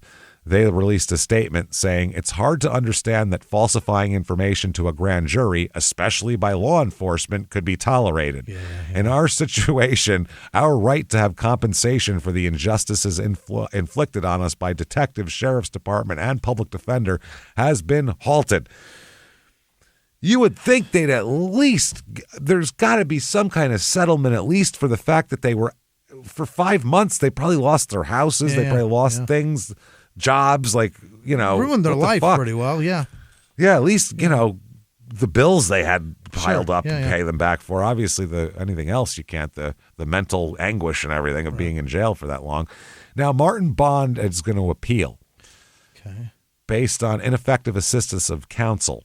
See, he says it's ineffective assistance because counsel did not move for a mistrial based on an alleged confrontational clause violation. He contends that counsel's performance was deficient because there was no conceivable legitimate tactic or strategy for failing to move on this ground. Also, he claims he was prejudiced because the trial court would have been compelled to grant a mistrial based on the confrontational clause violation. Okay. The Redding testimony is the big one here. He challenges that the state called Benjamin Redding to testify, knowing full well that Redding intended to invoke the Fifth Amendment. So they knew that. So they said that he had pleaded guilty, obviously Redding did, and took the stand and proceeded to plead the Fifth on most questions, stonewalling the prosecution. Bond argued that this was prosecutorial misconduct, a deliberate ploy to put a witness before the jury who would refuse to speak, creating an aura of guilt by association, because he's already pled guilty to this crime. So, that's interesting. The prosecutor first asked Redding these questions. Question 1, isn't it true that you've told the police that the reason you were meeting up with Mr. Bond is because you and him had talked about going to a man's house and taking some guns the day before, November 15th, 2009? That's one of the, is that true? Question 2, isn't it true that you told police that Mr. Bond had actually approached you the day before and talked about going to some guy's house in Payson and stealing some guns? Question 3, okay, so the question is, isn't it true that you told the police that you drove from Vernal to Payson, that you stopped at Walmart and bought some zip ties and latex gloves and some hoodies with Mr. Bond? Question 4, isn't it true that you told the police that you went up to Kay Mortensen's house and Mr. Bond told you to stay in the car while he went and knocked on the door? And question 5, isn't it true that you actually entered the house at the direction of Mr. Bond with the gun and you helped zip tie Kay Mortensen? Isn't that true? Isn't it true that you told isn't that the truth that you told the police? Now, in this appeal, they claim that these questions imply that Martin Bond took the lead in the early stages of the robbery without Redding even answering the questions of whether he did or not. They suggest that Mr. Bond originated the idea of robbing Mortensen, directing Mr. Redding to remain in the car when they arrived, knocking on the door, and then prompting Ben Redding to come in the home. But many of these factual assertions were established by other evidence already presented to the jury, the court says, the appeals court. For example, in a recorded interview with police, Mr. Bond explained that he and Mr. Redding had planned to travel to the Mortensen home to steal the guns and that they met up for that purpose. Sure. So that's fine. They said that Bond's ex-wife also testified and told her, and that Martin told her that he drove with Redding to Payson to rob Mortensen. So it was backed up on twofold. Sure. That it was true. Additionally, the state presented evidence that Mr. Bond bought zip ties and latex gloves and brought them to Mortensen's home on the night of the murder. So they've already established this shit here. They said, more importantly, none of the first five questions directly contradicts or undermines Mr. Bond's compulsion defense. When the pair entered Mortensen's home, Mr. Bond and Mr. Redding were carrying out a mutually agreed upon plan to rob him of his guns. According to Mr. Bond's theory of the case, the plan went awry when Mr. Redding forced him to kill Mr. Mortensen at gunpoint, and Mr. Redding alleged compulsion did not occur until well after the pair exited the car and entered the home. So you can't say he forced you if you both were there. Willingly went, yeah. Yeah, the forcing has to be at a different time. Sure. They said, thus, any implication that Mr. Bond took the lead in the early stages of the robbery did not foreclose the possibility that Mr. Redding changed the course and later forced him at gunpoint to kill Mr. Mortensen. So, yeah, they said, we therefore conclude these initial questions were unlikely to undermine Mr. Bond's defense or affect the outcome of the trial. Then there's two more questions that were more direct. Question 6 is, isn't it true that you repeatedly told the police that Mr. Bond is the one who stabbed and killed Kay Mortensen and that you were holding the gun upstairs in the bathroom? Isn't that true? Mm-hmm. They said this question was not harmful to Mr. Bond's defense because it actually restates Mr. Bond's own version of events. Yes. The state had introduced notes that Mr. Bond wrote and passed and all of that kind of shit. So, yeah. Moreover, defense counsel argued the same version of events in closing on the basis of Mr. Bond's compulsion defense. Far from prejudicing Mr. Bond, this question actually paralleled his theory of the case. And then the seventh question was the prosecutor asked, isn't it true that you didn't get any guns or anything or you didn't get paid or you didn't receive anything? That's what you told the police, that you didn't receive anything at all.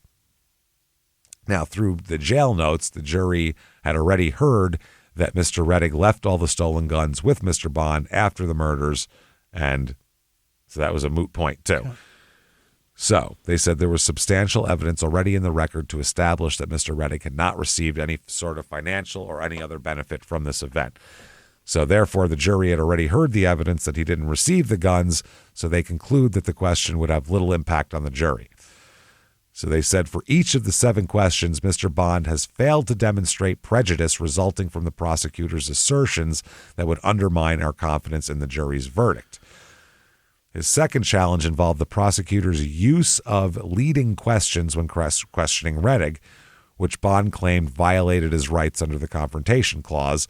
The court's analysis ventured into the murky waters established by Douglas versus Alabama, where the Supreme Court held that even though prosecutors' questions weren't technically evidence, they, quote, may well have been the equivalent in the jury's mind of testimony, and that the jury might improperly infer that the statement had been made and that that statement was true. Mm-hmm.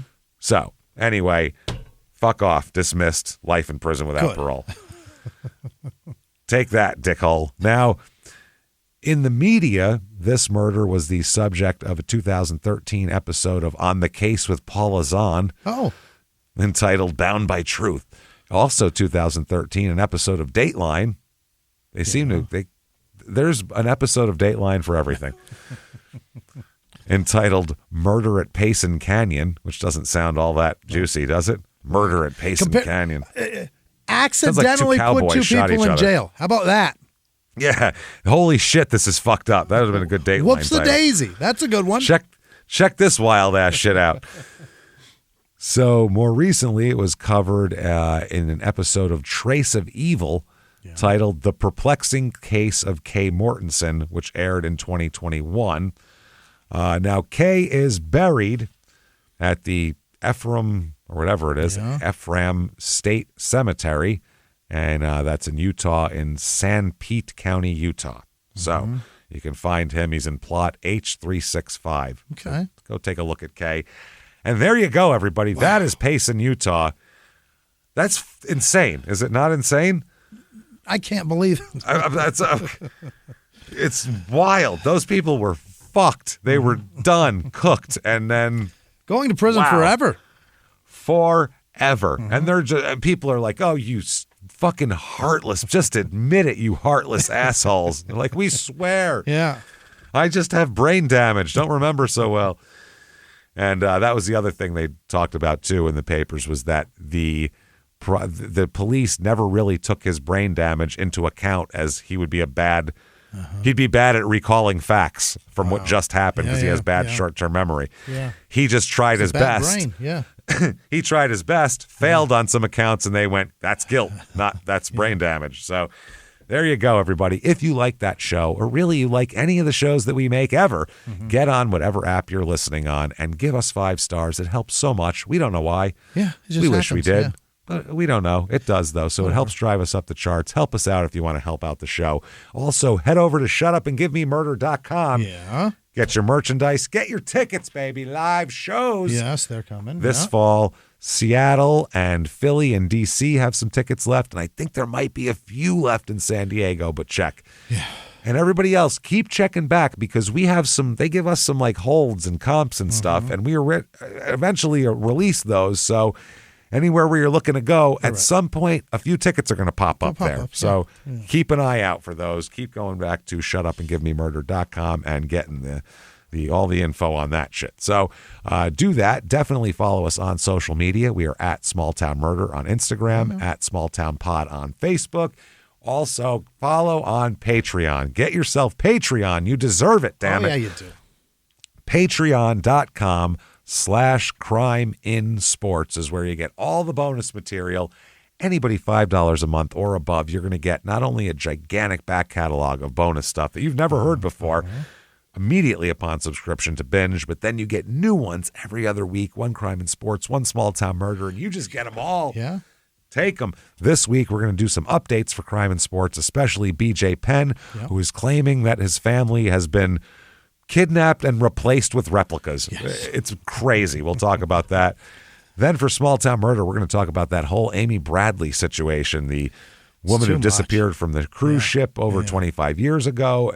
Is she still alive? Did she fall off the cruise ship? Did she jump off? Is she still around? Yeah. We'll get into all that shit and more reasons to never go on a cruise.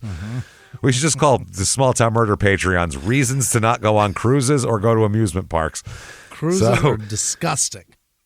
They are gross. So we'll get into that and more. And you get everything ad-free now as well. Yeah. All of our shows ad-free on Patreon.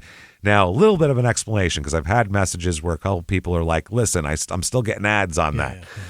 This is complicated technical shit, but we have, and this is only for the next couple weeks, we have baked in ads, which means when we upload it to our server, it has an ad in the actual file of the show. Now, I make two versions. I make that version, and I make an ad-free version with no ad in it. Now, what we do is we upload it to our server. The only way to make this work is then Patreon pulls that from that feed onto Patreon. So that has a baked-in ad on it now. So what we have to do is immediately go into Patreon, pull that file, and replace it with the ad-free version of it. Do you understand? Yeah. So if people have like automatic downloads on Patreon, or if they go in the first 10, 15 minutes or something and listen, it has an ad on it still because it's still in the process of replacing the file. I'm saying all this to say this is ending in the next couple weeks. Right. And they're shortly getting rid of the it's all Libsyn, our network, is getting rid of the baked-in ads, so they'll only be dynamically inserted ads, which means they will pull non-ad. They'll pull the ad-free version off this thing, and that's what you'll get immediately and always. Yeah. So sorry for a little confusion if you had to fast forward for like a minute and a half once. Honestly, I mean, if you paid for it to not have to do that, we do apologize, but we're fixing it. We're trying to get a thing going with a network and then a whole other system, and trying to make them talk to each other and finger fuck. It takes a minute. So, you know what I'm saying? So definitely sign up for Patreon, get yourself that ad-free stuff, and let's hear about the people who have done that. Jimmy, hit me with the list of the most wonderful goddamn people on the face of the earth who patiently will scroll through a minute, 30-second ad. Hit me with them right fucking now. This week's executive producer are Gary Howard, Terry Stuck on the Rock, a cheered up bitch, Jordan Weaver, Jonathan Boykin, Liz with no last name, and Aaron Brains. Oh boy, oh boy. All right. Thank you all guys so much for what you guys do. Other producers this week, Peyton Meadows, Happy Hour, checking in Huntsville, Texas. I didn't even know there was one near the prison. Neither did I. They have one over there. That's where they have Huntsville Prison. Huntsville, that's where they do the executions. In Texas? Jesus Christ, really? That's a big one. Lights down. Jesus. And Janice Hill, thank you all. Truly, thank you guys are so great. Other producers this week, Not Your Mama's Vegan Cafe, Ashley Bailey, Jacqueline Gray, Bree Wade, Angie Pennington, Ducky4915, Beth with no last name, Isla Vanell, Johnny Tebow, Sandy Kelch, Andrew Colhane, Clay Grassman, Alana Klepek, Charlotte Beatty, Emily Anderson, Gus Stamps, Stump Humper, all right, Sydney with no last name, Pepper with no last name, Tracy Katz, Bobby Throckmorton, Erica Anderson, Allison Fernandez, Shamil Singh, Eric Michael Cowan. God damn it, that looks like, never mind. Carly Turchin, Ben Goodrick. Do you know him, James? John with no last name. April Gonzalez, Peggy Johnson, Lindsay Drodis, Heather with no last name, Adam Taylor, Paul DeMarco, Sean Carlin, Jessica Northcutt. That can't be right. Purvy Reed. Somebody, right. damn it. Matt Funale. What is that? Funale? That's all the vowels. He's got all of them. Zaharia Olivero. Karen C. TJ Cunningham. Allison Wagner. Aaron with no last name. Rebecca with no last name. Abra Franco. Justin Fox. Andy W. Maria Becerra. Spencer Loomis. Amanda Shira. Joe with no last name. Chelsea Roach. Hillary with no last name. Hillary G. Also probably the same person. Thank you, Hillary. Or Hillary's. Donnie Morin. Donnie? Is it Donnie? It might be Donnie. Mary Claire Grigson. Colin Jones. Merca Dante? My Christ. Kristen Woodruff. Danielle Ranke. MJ Andronenko. Nico. Meredith Bracken. Jennifer Christensen. Angela Faulkner. Emily Myers. Christina Weisner. Lonnie Blair. Shane with no last name. Julie Calvatus. Julie Calvitis? I don't like that at all. Brianna. I don't like your name at all. You sound like a disease. Thank you for your money. Thank you. Brianna Becker, Louis Lopez, Valerie Hilton, Joy with no last name, Justin with no last name. I don't like that at all. Andrew Andrew Nagler. Ben loves Holly in L-Town. Good for you, Ben. Good for you, Holly. Good for Atticus L-Town. Banji. He could be anywhere. They could have done that in P-Town. We don't know. Jordan Kaiser, Liam Jones, Kathy Knudsen, Jen S., Andrew Blunt. Nope, it's just Bunt. Eric Foley, Terrence Howell. Nope, that's Clark. Why did I say Terrence Howell? Who the fuck? Shiv M, Jesse Barker, Esther with no last name, Stacy Peterson, Jordan Bennett. No, it's Jordan D. Bennett. I don't know if it's the same one. It's the same. It might. I hope you're enjoying England if it's Jordan. If it's not, wherever you're at. Say hi to that. Simon for us. Mackenzie with no last name, Katie Bumgardner, Helen Locker, Locker maybe? Dano Barney. Is that real? Dano? Is Dano, right? You don't call somebody Dano. Dano. Jacob B, Jim Best, Dean Goldberry, Lily F, Donna Royale or Royal, whatever. Jesse L. Reed. Yeah, that's ridiculous. Clearly. Jess Reed, 5380. Morgan Halliday, Ashamo, I don't know. M. Scott with no last name. William George, MX, the letter D. Josh Januski, Cody Frampus. Teresa Foscolos. Jesus. Pamela Haved. Haved? Were you? Haved? Haved? Haved? Is it haved? Haved. You better. I was behaved. The one angry elf. That one angry elf. Nicolette Alexander. Lady Cataluna. Patrice Dotreve. What is it? Dotreve? Dotreve. I know that's Dotreve because that is the name of a man on King of the Hill. Throat Punch. Katia. Katya, Cuevas, Brooke Rice, Kim Quinan, V. Ricks, Danny Jack, Paul Leposki, Marilyn Bagan, Savannah JN 510, Suzanne Papiewski, Tanya, Lee, what is that? Lehigh, what is Lehigh? Lay? I don't fucking... Tanya, your name's fucking confusing with your T-A-N-I-A. Is that Tanya? There's a fucking Y in that. Yeah, you got to figure that out. You got to figure make Leslie it simpler Cooper. for us. Shmaya, I don't know. Christy Farina, Steph Stafford, Rick D. Rick D. Like in the morning, James. Yeah, Diana Chemo. What? Kerno? No, that is Chemo. The Cable God, Rob Holt, Colleen Rudolph, Angel Birdsong. That's nice. Shomorky, Greg Keller. Tanya. There's another Tanya with no Y. What in the motherfuck? David Pulliam. It's not how you spell it. Jeeber, Adam Heisner, Jacob Casper, Reverend Randy Franklin, Tyler Mack, Kitty Salmons, Charlie Butel. All right, like that shit you used to. Oh, I think I might know that person. Alexis Guerra, Steph with an F, Rachel Brown, Lori R, Misty Carrier, Kathy Smith, Meg C, Marta. This Dutchie likes the stories of the twisted. I can't read my own writing. Casey Fonisbeck, Sean Gray. I'll know what that is later.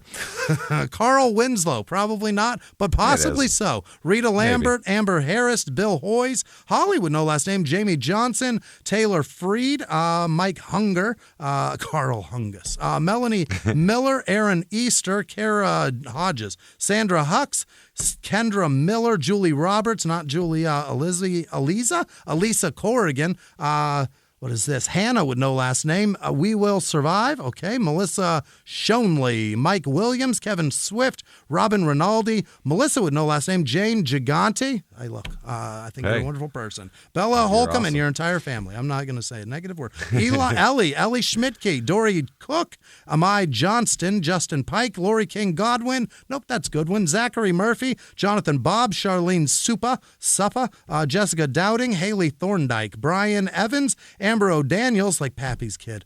Patty Wilcox, Lauren with no last name, spelled just like Michael's. Brett Burns, Sarah Tursky, Alicia Seuss, Jocelyn Emerson, Alan Tripp, Aaron Hewlett, Kiki, Patty, Steph, and Rod Ellerstein. Todd with no last name, Gordon Baird, Amir Cooks, Brooks Coleman, Jana, Kent, Deborah Kakika, Colby Burns, Daniel Frederick, Karen Goodwin, Mackenzie Pasteur, like Louie, Brian with no last name, Scott Chaha, Johnny Olierin, Chad Saint, Mike Swint. I'm giving it one swing and moving along. Mike Martin. No, it's Jenny. Ashley Bradley. Steph with no last name. Amanda Lang. Josh Rosen. Ghost 487. Sandra Bloom. Jessica Martin. Lori McLean. Joe Lynn. James Pay the Man. 714. Rich Doloff. Wesley Morelli, Rebecca White, January with no last name, Tiffany with no last name, Shelley with no last name, Becky French Butler, Sage with no last name, Anna Parasquia, Celestka Chizasenga, Trevor Fletcher, Kathy Casa, Mark Mathis, Paula Burkmeyer, Michael Clem, Jessica Cagnolotti, Jessica Cannoli, Matt Moon, Sonia James, Tina Embry, sounds delicious. Matt with no last name, Heather Worthner, Snyder, Misha Milby, Chaco with no last name, and every one of our patrons. You guys are the best. Thank you. Thank you so much, everybody. You wonderful bastards. We hope you're enjoying all the material and all the stuff. We noticed a lot of you have been going back and listening from the beginning again. And thank you so much for doing that. Just everything you do for us. If you want to follow us on social media, shutupandgivememurder.com has drop-down menus that take you anywhere you could possibly want to be. So keep coming back doing that. We'll keep coming back. And until next week, everybody, it's been our pleasure. Bye.